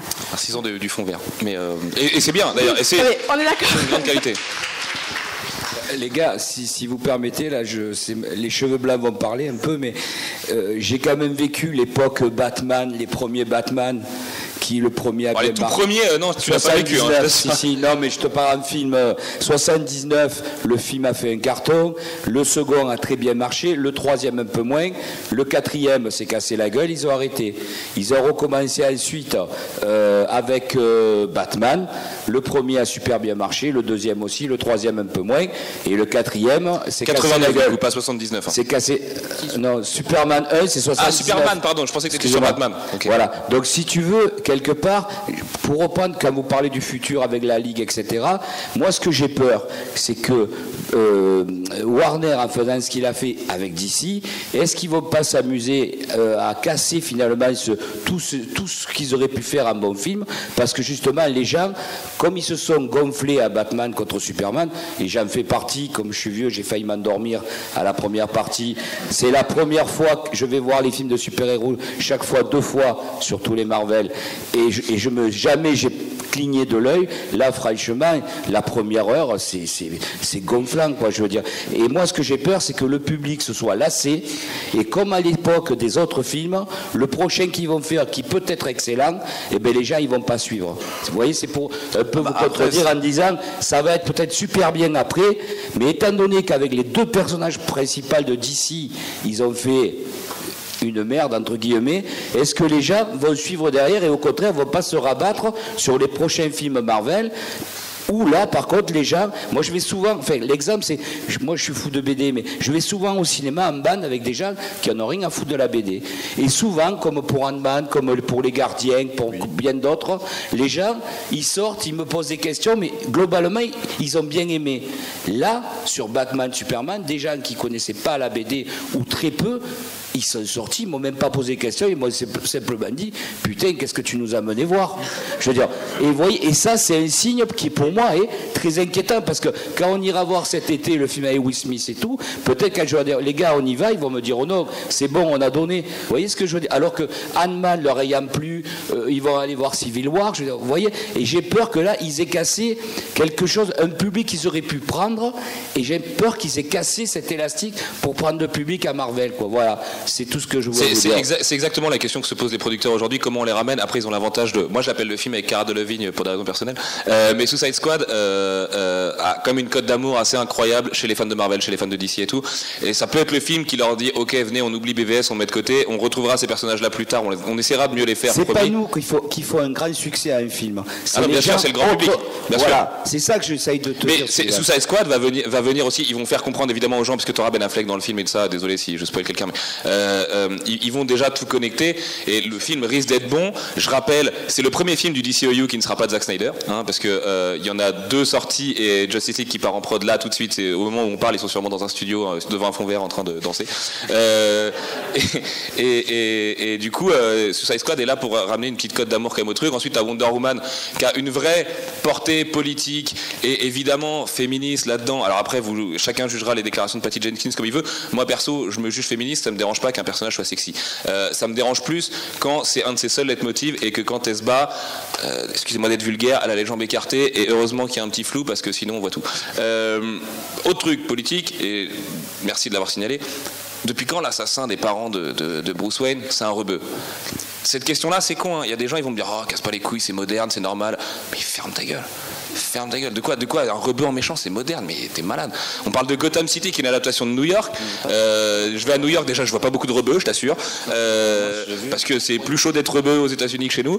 Et pourquoi c'est quoi le message? C'est quoi le message dans le truc? C'est quoi ce Moyen-Orient qui ressemble à une Syrie dévastée? C'est quoi ça? Vous êtes allé au Moyen-Orient, les mecs? Allez parler à Marco Rudy ce que c'est le Mozambique. Moi, il me parle du truc, on dirait le Wakanda, tu vois, parce que je connais pas. Et donc, du coup, je suis putain, c'est chambé en fait, c'est ultra développé le Mozambique et tout, machin. Et tu vois, c'est con ce regard occidental, parce que ça fait du mal aux autres gens, vraiment, tu vois, et qu'il n'a pas, ça n'a pas à être un rebeu du tout. Et moi, cette question-là, ça me... Je suis même pas sûr qu'il n'y ait pas essayé. Je suis même pas sûr que ce soit fait exprès, tu vois ce que je veux dire? Prends le micro, je pense que tout le monde t'entend pas.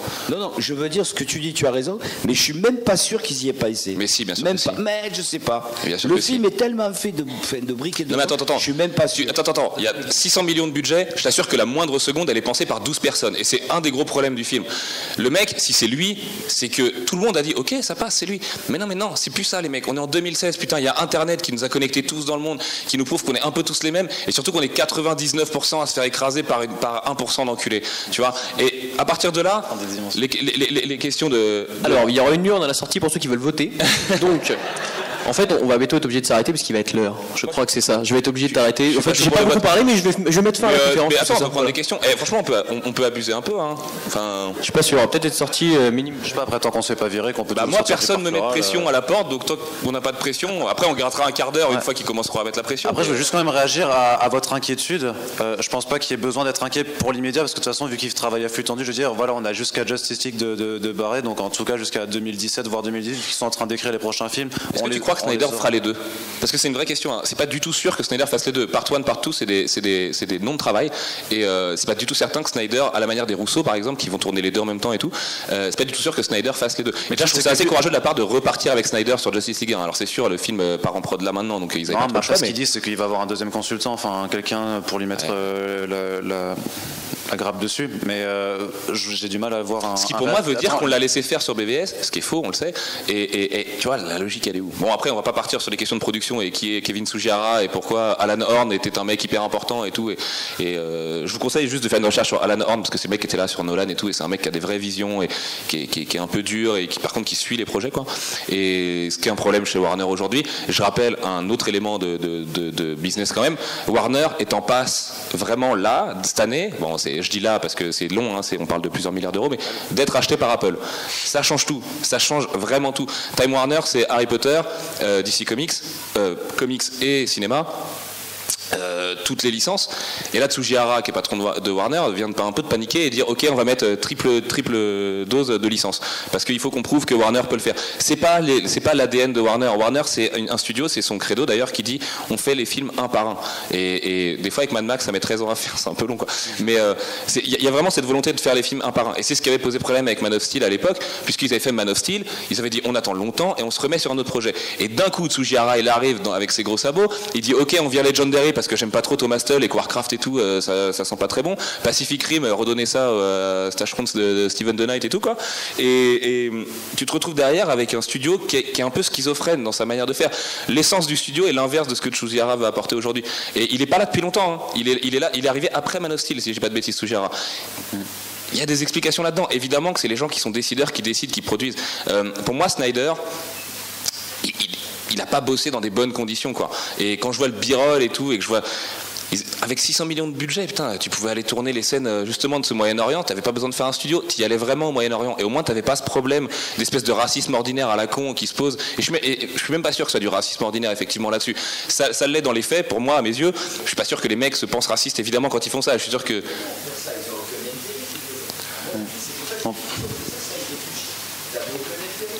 C'est l'intrigue de Cristerio. C'est vrai que placer son intrigue au Moyen-Orient, c'est moderne quand même. Enfin, tu vois, c'est là où aujourd'hui se passent les choses, quoi. Question, peut-être. Question, excuse-moi. Oui, bonjour. Bonjour. Alors déjà, je vais passer pour une conne, mais... Non. Moi, j'ai adoré BVS parce que j'ai trouvé ce film vraiment très profond au niveau de tout ce qu'ils amenaient en fait. Et je pense que les gens en fait voient le mal un peu partout. J'ai l'impression que quand on parle de BVS, voilà, on parle de racisme, on parle de tout ça. Alors je pense que en fait c'est beaucoup plus profond que ça et qu'il n'y a pas forcément, ce genre de problème qui intervient.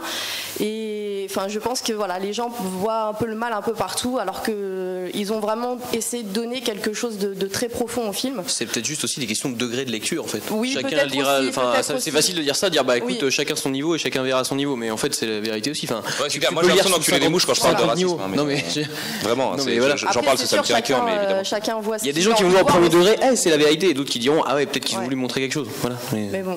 Après, dans tous les cas, moi j'ai vraiment adoré. J'ai trouvé qu'il y avait des choses très profondes dans ce film, des choses de l'actualité, effectivement aussi qu'on vit dans le monde, que ce soit dans le monde entier. Hein, c'est pas que chez nous forcément. Donc voilà. Et après, j'avais une question également à vous poser. C'est apparemment avec le bashing qu'il y a eu donc du coup sur ce film, ils ont retourné des scènes en fait pour Suicide Squad afin de lui donner un peu plus d'humour entre guillemets. Et du coup, je voulais savoir qu'est-ce que vous en pensiez tout simplement. Est-ce que vous pensez que c'est bon d'avoir fait ce reformat enfin d'humour, alors que voilà, pour paraître un petit peu plus rigolo, parce que du coup il disait que c'était pour donner de la fraîcheur parce que c'était trop sombre, etc. Et moi je pense que c'est pas forcément bien, parce que là ils essayent de retourner un petit peu sur on va faire un petit peu comme Marvel, parce qu'au final Marvel ça passe mieux. Est-ce que vous pensez que c'est bien ou pas? Alors le truc c'est, est-ce que c'est vrai ou pas? Je pense que dans les deux cas, enfin que ce soit vrai ou pas, David Ayer dit que non, dit que c'est pour plus d'action.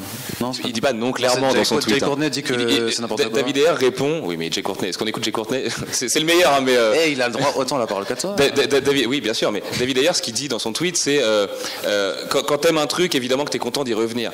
Ça veut dire oui, genre de réalisateur. Enfin, à un moment donné, ça fait pas. T'as pas besoin d'être dans le métier. Gageons que c'est vrai. Et bon, alors, qu'est-ce que c'est pour avoir plus de fun comme ça? Ce sera plus acceptable, même si c'est mauvais comme pour Civil War, je sais pas. Mais ce que ça démontre, c'est la logique de réflexion à ultra court terme du coup, parce que c'est n'importe quoi de faire du reshooting à, je sais pas, on est à 4 mois de la sortie. Ouais, mais tout le monde le fait aujourd'hui, hein. Toutes les licences le font. En vrai, toutes les licences font des reshoots au dernier moment pour s'adapter un petit peu à ce que le marché a aimé sur les trailers et tout. Alors après, tu peux évidemment le voir comme ils veulent faire comme Marvel. Eux vont te dire Non, ce qui a marché dans nos trailers et ce qui a plu aux gens, ce qui m'a plu moi perso à fond, c'est le fait que l'humour marche hyper bien. Enfin, les vannes du trailer de Suicide Squad, elles marchent super bien. Harley Quinn a l'air assez charmée et tout. Surtout qu'on peut aussi penser que c'est pas forcément parce que BVS est trop sombre et pas assez fun, mais aussi parce que Deadpool a un succès de malade et que du coup ils vont aussi en rajouter dans ce registre, de faire de l'humour décomplexé un peu grave, quoi. C'est la logique Joss Whedon qui dit tu peux faire le truc le plus dramatique du monde, réinterpréter la Bible et tout, but please tell a joke, tu vois. Après, moi honnêtement, je suis content. Le nouveau trailer là donc a plus d'humour que le premier, qui serait donc issu des reshoots. Il y a 2-3 plans où ça se voit qui sont issus des reshoots parce que les mecs au FX, ils ont beau bosser 48 heures d'affilée, c'est quand même un peu moins propre que le reste, quoi. Maintenant, je pense pas du tout que ce soit une mauvaise décision. Très honnêtement, tant que le film est tenu, il est bon, c'est cool. Le problème, c'est que ça s'est su et ça devait pas se savoir, tu vois. Et comme ça s'est su, on se dit ouais, logique à ultra court terme, faire comme Marvel, faire comme tout ça. Ça se serait pas su, on serait rendu compte de rien puisque les trailers d'avant, le problème qui se passait, c'est qu'en fait, apparemment, les premiers trailers, j'en sais rien, mais apparemment, les premiers trailers contenaient presque toutes les blagues du film. Et que forcément, que du coup, t'arrivais en salle, et de la même manière que Civil War se fait passer pour un film sérieux dans ces trailers, et en fait, la deuxième heure, c'est que de la vanne. C'est un niveau de vanne même jamais atteint chez Marvel Studios. Enfin, si t'aimes bien ça, tu te fends la gueule comme c'est pas permis. Sur Civil War, ce qui est un peu problématique. Mais après, sur Suicide Squad, enfin, les persos appellent à ça. Je veux dire, Jay Courtney, il est méta dans sa façon d'exister. Will Smith, il a une carrière à racheter. Et Deadshot a l'air plutôt cool dans sa façon d'être le quatrième mur et dire we're some kind of Suicide Squad. Et Margot Robbie en Harley Quinn doit porter ça. La blague sur les voix me fait hurler de rire à chaque fois, tu vois. Ouais, allez-y, c'est le film pour être fun, frais, plus violent que les autres, plus sexy que les autres, plus ADDX que les autres, tu vois, dans la façon de briller un peu partout là. Mais allez-y, quoi. Bah, faites un bon film de toute façon. Soyez sérieux, soyez drôle. C'est même pas tant le propos, quoi. Tu vois, moi j'hallucine encore un peu que les gens puissent dire ah, moi j'aime pas Marvel parce qu'il y a de l'humour. T'aimes pas l'humour en fait? Genre l'humour ça te déplaît, c'est pas ton terrain, hein. Bah ok, bon bah peut-être, il y a des gens comme ça, hein. Mais ça me paraît étrange. Le vrai fond du truc, c'est qu'il faut arrêter d'adapter des cahiers des charges par des scénaristes qui ont du talent mais qu'on enserre complètement dans leur façon de bosser en disant faut que tu passes par là et que tu passes par là et que tu passes par là et que lui fasse ça et que lui fasse ça et que lui fasse ça. Alors attention, parce que les nerds, il faut surtout qu'ils aient ça dans le film, mais le grand public, il faut qu'il ait ça, et tu vas devoir le lier comme ça. Ah mais attends, tu vas te faire passer pour un thriller politique, alors on va prendre une intrigue.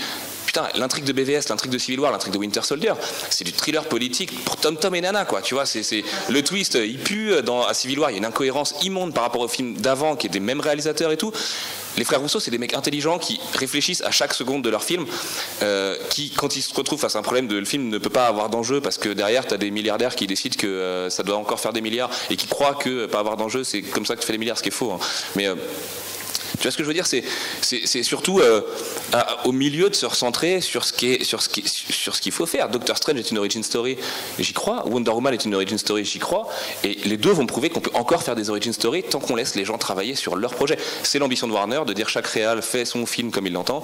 Je rappelle chez Marvel avec Perlmutter qui était pas un ange. Je vous encourage à aller sur Google. Il y a pas beaucoup de choses à voir, mais pas mal de choses à lire. C'est barré, elle vient de laisser Marvel Studios. Civil War était son dernier film à la tête de Marvel Studios. Doctor Strange, c'est Kevin Feige et Bob Iger, qui est le mec qui a les chemises hawaïennes, qui est big boss de Disney, que moi je trouve trop cool. Le mec a un swag incroyable. Et lui, il dit on va mettre plus de budget, on va essayer d'être encore plus progressiste, on va essayer surtout de faire des films qui sont pas tiens, mettez 48 personnages et lui il a tel pouvoir, elle a tel pouvoir et tout. Parce qu'à la fin, évidemment, qu'un personnage comme Vanda Maximoff, qui peut absolument tout faire, puisque c'est le principe de la sorcière rouge, se retrouve à avoir une fonction dans le film. Je vous spoil rien, mais une fonction dans l'utilisation de ses pouvoirs. Ça, c'est du cahier des charges appliqué à la lettre. Ça, c'est ce qui fait mal au milieu. C'est ce qui fait mal aux licences depuis toujours. C'est ce que les producteurs, décideurs veulent pas voir, ils veulent pas entendre ces argumentaires-là. Et voilà. Pour moi, Suicide Squad échappe à peu près à cette logique-là. Le fait d'avoir un Joker qui a autant de liberté par rapport au Joker, déjà, c'est pas mal. Ce qui me fait peur, vraiment, vraiment, c'est que DC veut annoncer la vraie identité du Joker pour vendre son nouveau reboot juste avant la sortie du film. Ça me fait flipper. Vraiment. Parce que tu sens venir le coup monter, on appelle ça une dame d'idiot dans le milieu. Ça me fait flipper. Maintenant, le film a l'air de prendre des libertés et tout, tu vois. C'est pareil, je te parlais du rôle de la femme dans BVS. Enfin, il y a des gens qui me disaient ah mais je peux pas entendre que tu rages contre le fait que Bruce Wayne il se tape une meuf, on voit même pas son visage. Non, c'est pas ça le problème. Le problème c'est que le montage est épileptique, que t'as une nana qui est juste la silhouette du meilleur boule de l'univers, qui est à côté de Bruce Wayne, elle a même pas le droit d'être filmée, tu vois, de autre chose que comme un violon de côté, quoi. Et qu'à côté de ça, la sénatrice, c'est un faire-valoir, que Lois Lane, elle est minable. Enfin, tu vois, déjà dans Man of Steel, le coup, elle est comme ça sur la montagne, ça m'a un peu choqué, mais enfin, là, la meuf, elle est bête, le moment où elle lance la lance et tout, tu sors du film. Que Martha. Bah, franchement, si ma mère elle me raconte des trucs comme ça, je suis pas sûr d'être très poli après dans la vie et tout. Que Wonder Woman est cool, sexualisée, guerrière, ça ils l'ont réussi. Mais bon voilà, et c'est tout. Pour les femmes, c'est tout, tu vois. Alors que Suicide Squad, t'as une Harley Quinn, on le voit dans le dernier trailer, qui se sape devant tout le monde. Elle est super sexy, Margot Robbie. Personne va dire l'inverse. C'est comme ça. Il y a des gens, ils sont beaux dans la vie. Bah, enfin, c'est bien pour eux, tu vois. Tant mieux pour eux. C'est cool, quoi. Ils ont de la chance. Margot Robbie, elle est méga belle. Autant en profiter. Je veux dire, tout le monde va mater Margot Robbie, que tu sois un mec, une meuf et tout. Tout le monde va mater Margot Robbie dans le film. Et moi, le fait qu'elle s'habille comme ça dans le truc, j'en ai parlé avec des potes qui, eux, m'ont dit, oh mec, je trouve ça chaud. Putain, c'est pas très progressiste justement et tout. Bah, je sais pas. Moi, ça me choque pas. C'est le perso, il est à part. Elle s'en fout. Du coup, elle s'en fout. Mais oui, elle s'en branle. Enfin, il y a plein de nanas qui ont envie d'être sexy et qui ont le droit d'être sexy comme ça, quoi. C'est juste qu'il faut que les personnes qui l'écrivent respectent ça, en fait, tu vois, et comprennent ça. Et il n'y a pas les femmes. Enfin, je veux dire, c'était Marco justement qui avait posté. On va prendre les questions avant que. Oui, on va prendre des questions. Pardon. Le monsieur soit parti. Pardon. Oui. C'est pour ça qu'ils sont longs les podcasts aussi. Oui, j'aurais une petite question sur votre ressenti pour les années à venir. Par rapport à ce qu'on avait juste à présent, il y avait côté Marvel qui était un peu fun, irrévérencieux, côté DC qui était plus dark, plus sérieux. Et je trouve que le premier trailer de Suicide Squad, donc le tout premier, celui du Comic-Con, était encore très DC, très dark. Au revoir. Et le second trailer a beaucoup plus de blagues. D'un coup, on a du flash, pas du personnage, du flash, des couleurs flashy. On a un esprit très Deadpool, très Gardien de la Galaxie, je trouve, dans les musiques, dans tout. Et du coup, j'ai l'impression. Oh, mais déjà avant les reshoots, les trailers sur Queen, les deux trailers sur Queen, c'est avant les reshoots. T'as déjà un côté James Gunn, Guardians. On va jouer avec la musique, avec des classiques du rock, avec un montage et tout. Enfin, tu vois, moi je trouve pas ça si flashy ce nouveau trailer, tu vois. J'ai l'impression que ce soit Marvel, DC, la Fox, ils sont en train de comprendre ce qui marche sur le public. Donc c'est la blague, le côté irrévérencieux, le trash façon Deadpool. Deadpool, ça a pas marché parce que c'est très drôle. Ça a marché parce que c'est Deadpool et que Deadpool c'est une anomalie d'édition. C'est un personnage qui a pas 20 ans et il a des millions de fans comme ça. D'un coup, t'as un truc qui un jour sur internet en 2006, Deadpool est devenu le meilleur personnage de la Terre, tu vois, et que tout le monde est fan de Deadpool. Et c'est vrai que Deadpool a un capital sympathie énorme et que du coup, comme il est drôle, comme c'est Ryan Reynolds, comme c'est la Fox, comme c'est machin, il a eu un bouche à oreille énorme. Mais eux, ils ont adapté Deadpool, ce qui est Deadpool, quoi, tu vois. Mais ma question, ça serait surtout, est-ce qu'on n'a pas à avoir peur que DC se laisse influencer par ça et essaye justement de faire la même chose et que là, ce soit vraiment une catastrophe et surtout qu'on ait. Mais alors pourquoi ce serait une catastrophe? Pourquoi ce serait une catastrophe si ça marche et que du coup les films deviennent bons? Parce que j'imagine pas un Batman après ce qu'on a eu avec. Non, mais t'auras jamais un film Batman où ça va rigoler. Pourquoi pas Moi, je vais te poser une question en retour. Mais c'était en 1966. Est-ce que tu sais si le tentent aujourd'hui, ça serait chaud quand même. Et ils disent ça marche. Est-ce que tu sais ce que tu vas manger lundi prochain? A priori non. Bah voilà, donc moi c'est pareil, en fait je sais pas ce qu'ils vont faire comme film l'année prochaine, je pense qu'ils vont suivre un flow. Si les gens accrochent, là en ce moment les gens accrochent à ce qui est rigolo, alors on met des trucs rigolos, peut-être qu'après ils vont en avoir marre, on va mettre des trucs vachement graves, et puis on va revenir à des trucs rigolos. En fait c'est des cycles, les gens votent à droite, à gauche, à droite, à gauche, à droite, à gauche, pendant 70 ans. C'était l'analyse politique. Ouais voilà, merci.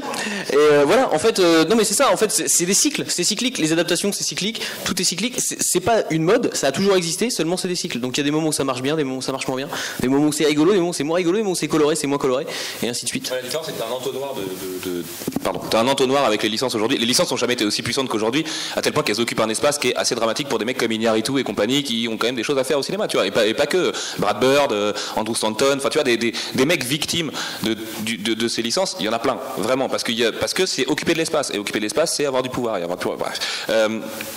Du coup, moi je suis d'accord avec Chris, ils vont aller au gré du vent. Et c'est aussi une mauvaise chose d'aller au gré du vent. Il ne faut pas écouter ton public. La base de l'art, avec un grand A, c'est que l'artiste fait de l'art, tu vois. Le public réagit pas, aime pas, c'est une conséquence.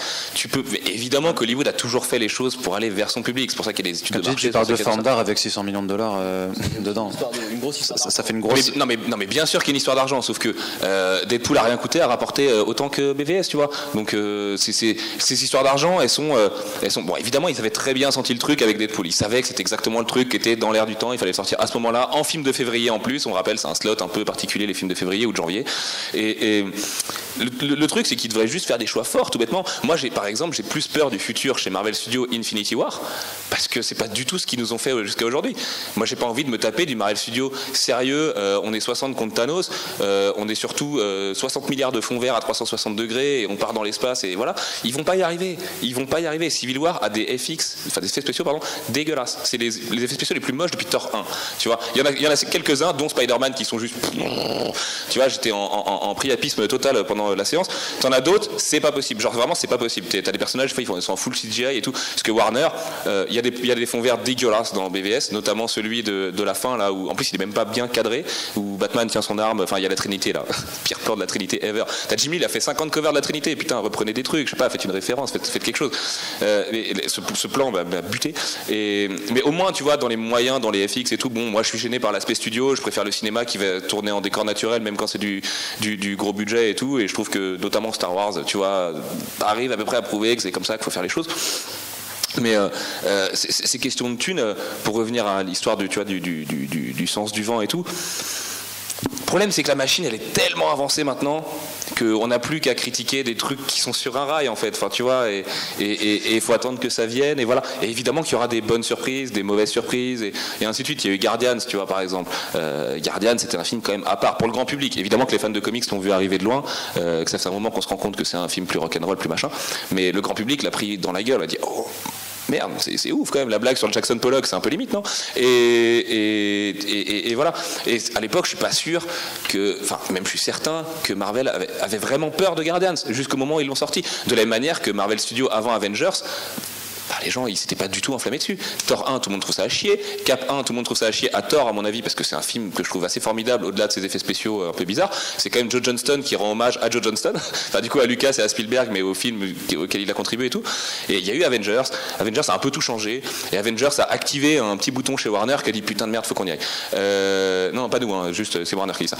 Et du coup, t'as des gros producteurs qui sont arrivés dans le machin et qu'on fait, on est des gros producteurs, on décide, c'est comme ça que ça marche, et vous allez faire ça, et puis ça, et puis ça, et puis ça. Pourquoi un mec comme Whedon se barre, enfin, tu vois, parce qu'au bout d'un moment il en a un peu plein le cul. Aussi parce qu'il a fait 2 fois le même film, et la deuxième fois en vraiment moins bien.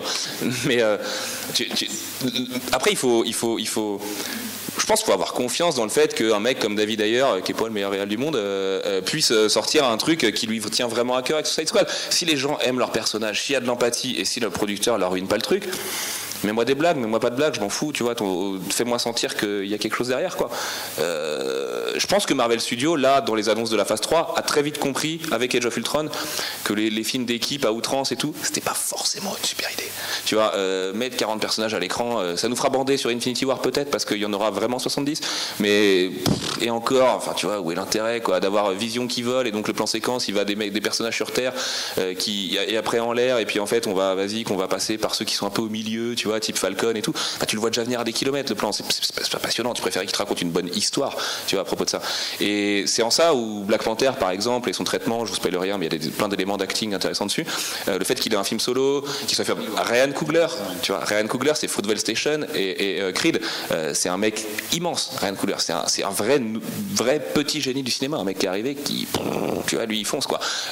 John Watts, Cop Car, tu vois, pareil pour Patty Jenkins, de la même façon en face, tu vois, Patty Jenkins, c'est pas non plus, c'est pas Alexia Alexander par exemple, elle est pas là pour faire des films d'action au service des studios avec tant de budget et rendre son truc. Là-dessus, j'ai confiance. Tu vois, je pense que les studios ont compris qu'il est temps de revenir à des vrais films et tout. Maintenant, oui, il faut passer par des BVS et des Civil War avant ça. Ça fait mal au cœur, pour pas dire autre chose, parce que j'aurais aimé voir des purs films avec Captain America, particulièrement avec Chris Evans, et avec Batman, et particulièrement avec Ben Affleck, tu vois. Bon, Henry Cavill, je sais pas trop, je le trouve un peu monolithique, mais il est pas mauvais du tout, hein, mais encore que... tu vois, on est passé par là, espérons que la suite soit mieux. Mais j'aimerais surtout qu'un jour, le grand public leur dise arrêtez les cahiers des charges et que dans les critiques ce soit ce qui revienne, quoi. Tu vois, plutôt que justement juste les effets spéciaux, juste oh machin, en fait il est pas pareil que dans mes comics. Putain, les mecs, Hawkeye, personne a gueulé alors qu'il a rien à voir avec le Hawkeye des comics, tu vois. Du coup, c'est pas la peine de nous emmerder parce que le mec est un peu typé dans le. Tu vois, enfin, c'est la même chose en fait. Si tu commences à faire chier sur tous les détails, c'est la même, quoi. Voilà. Mais moi ça me choque pas. Vrai, attends, on n'a pas le droit de râler sur le fait que Jimmy Olsen devienne Black dans Supergirl, mais par contre, tu râles que le tueur des parents des Wayne devienne Rebeu. Bah oui, parce que l'utilisation qui est faite du. Il y a qui d'autre comme rebeu dans le film? Mais parce que. Tu vois, le seul rebeu qu'il y a dans le film, c'est le putain d'assassin des parents de Bruce Wayne. C'est l'assassin, tu vois, c'est un mec qui s'appelle Joe Chill. Joe Chill s'appelle Joe Chill. Mais c'est pas comme si l'accent était mis dessus. De toute façon, c'est quelque chose que à la limite que tu vois. Et franchement, c'est. Si l'accent est mis dessus, puisque c'est un choix. Enfin, le mec, il a fait le choix de caster cette personne-là dans ce rôle-là, tu vois. Évidemment que je m'en branle que Jimmy Olsen vienne Black dans Supergirl. Je m'en branle que Michael B. Jordan soit Johnny Storm, parce que Michael B. Jordan, c'est un putain de bon acteur. Bon, le film est ce qu'il est. Mais au moins ils ont pris un vrai bon acteur. Qu'est-ce qu'on s'en fout? Personne l'aime, Johnny Storm. Qui demande des commissions de Johnny Storm? Qui a des posters de Johnny Storm chez lui? Qui a des figurines de Johnny Storm? C'est des excuses. On en a un. Oui, mais les 4 fantastiques aussi, bon, je comprends. Et tu vois ce que je veux dire? C'est souvent une excuse pour... Ouais, mais Nick Fury qui devient noir, c'est une énorme référence à Mark Millar et Brian Hitch sur Ultimate. Et c'est la meilleure idée du monde. Ils ont fait en référence à Samuel L. Jackson. Non, mais du coup, les gens ils savent pas que Nick Fury il est blanc, ou même que David Hasselhoff a joué Nick Fury avant, tu vois. Enfin.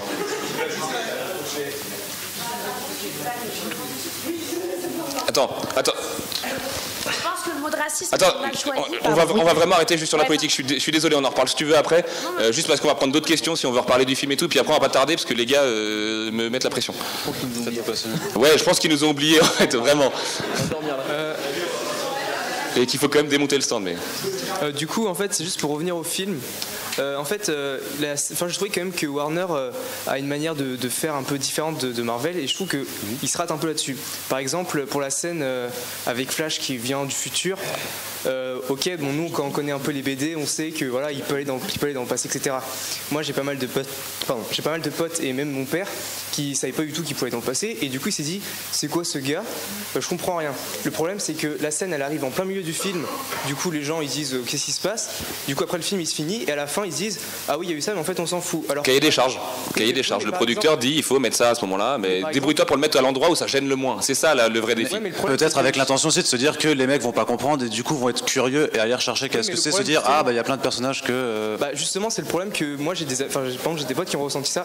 Par exemple pour Avenger à la fin du premier on voit un mec bleu, on se dit waouh c'est quoi ce mec bleu, on va regarder sur internet. Là c'est en plein milieu du film, du coup à la fin du film on a oublié qu'il y a eu ça et du coup il n'y a aucun intérêt et du coup bah. En fait, il s'en branle de ta question, il s'est cassé. Ce que je vais te dire, c'est qu'en fait, oui, c'est pas fait pour les gens qui connaissent pas. Mais moi, tu vois, j'étais voir le film avec ma copine. Elle connaît parce qu'à force d'être avec moi, elle est obligée de connaître, la pauvre. Ouais. Voilà. Mais je veux dire, elle a plus ou moins reconnu que c'était Flash. Elle m'a dit, ouais, j'ai pas trop compris ce que ça venait faire là. Elle connaissait pas Cyborg, etc. Mais ça l'a pas empêché de regarder le film et ça a pas coupé le rythme pour elle, en fait. Et c'est beaucoup de retours que j'ai eu. Les scènes servent à rien, mais elles cassent pas le rythme pour autant. C'est ce qu'on m'a dit, en fait. Je trouve juste que c'est dommage qu'ils donnent pas une. Enfin, je trouvais que la scène, elle pouvait justement donner envie aux autres. Qui donnent pas un mode d'emploi avec le film. Maintenant, c'est beaucoup ce qu'on fait. On montre un film aux gens, on leur file un mode d'emploi dans le film. On dit si tu n'as pas compris, nous allons tout expliquer depuis le début. C'est ça en fait. Après, c'est aux gens de faire un petit effort de compréhension, de curiosité. Tu sors de la salle, tu dis tiens, bah, c'était quoi? Et ben je vais aller chercher. T'as Google, tu Google. Voilà. Et ça te force à devenir un peu moins bête après le Parce film. que tu peux reprocher tu peux reprocher la maladresse d'avoir inclus cette scène à ce moment-là, et alors que bon, on a envie de dire bah c'est vrai que le truc le plus simple au final c'est juste faire des scènes post-génériques alors pour aller teaser la suite. Après, tu peux pas non plus vouloir reprocher à Batman et Superman de pas forcément être tendre avec son public et de le brusquer un petit peu, de lui montrer des choses qu'il a pas l'habitude de voir, et du coup aussi de vouloir susciter l'intérêt là-dessus, parce que pour certains ça va les perdre dans le rythme, pour les autres ça va les faire tiquer, ça va les faire entrer dedans. Tu peux quand même deviner quand il dit Am I too soon, tu peux deviner qu'il y a une histoire de voyage dans le temps, et ça peut susciter aussi un intérêt. Après le problème c'est que effectivement c'est plus du tout développé après. Je vais vous dire au revoir parce que nous on a des affaires à récupérer et je pense que sinon on va dormir dehors en fait. Faut que tout le monde parte en fait, je pense. Après courez. Si vous voulez en parler, notamment avec les gens de la rédac qui ont aussi plein de trucs à dire, on va être juste vers l'entrée là-bas, vous n'hésitez pas, vous nous alpaguez, normal. Juste par rapport à ta question, faire des recherches sur Google ou dans des end guides, parce qu'avant Internet, on achetait des Marvel ou DC Official End Guide ou des guides, enfin tu vois, des guides de lecture qui t'expliquaient de A à Z, des handbooks en fait. Faites ça. Ne vous contentez pas des films. C'est une culture, les comics, il y a 1 milliard de trucs. Lisez de l'indé parce que c'est les auteurs qui ont écrit les bonnes histoires des super-héros qui ont fait ça avant. Juste pousser le truc, quoi. Tu vois. T'as pas compris, c'est pas grave. Moi, quand j'ai commencé les comics, je me tapais un crossover, je comprenais que dalle à ce qui se passe à l'intérieur, je connaissais pas la moitié des personnages. J'ai pris Google, j'ai acheté un endguide, ça m'a présenté tous les persos, tu vois. Et puis j'ai fait, ok, chambé. Alors lui, il a été créé par lui. Et à la fin, c'est con, mais ça te fait ta culture. Il y a des trucs bons, des trucs bien moins bons, enfin tu vois ce que je veux dire. Et juste pas lâcher la tête. En tout cas, merci de vous être déplacés, de nous avoir écouté aussi longtemps. C'était super agréable.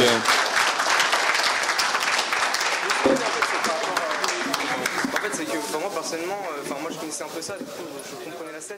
Mais j'ai des potes par exemple, à chaque fois qu'ils voient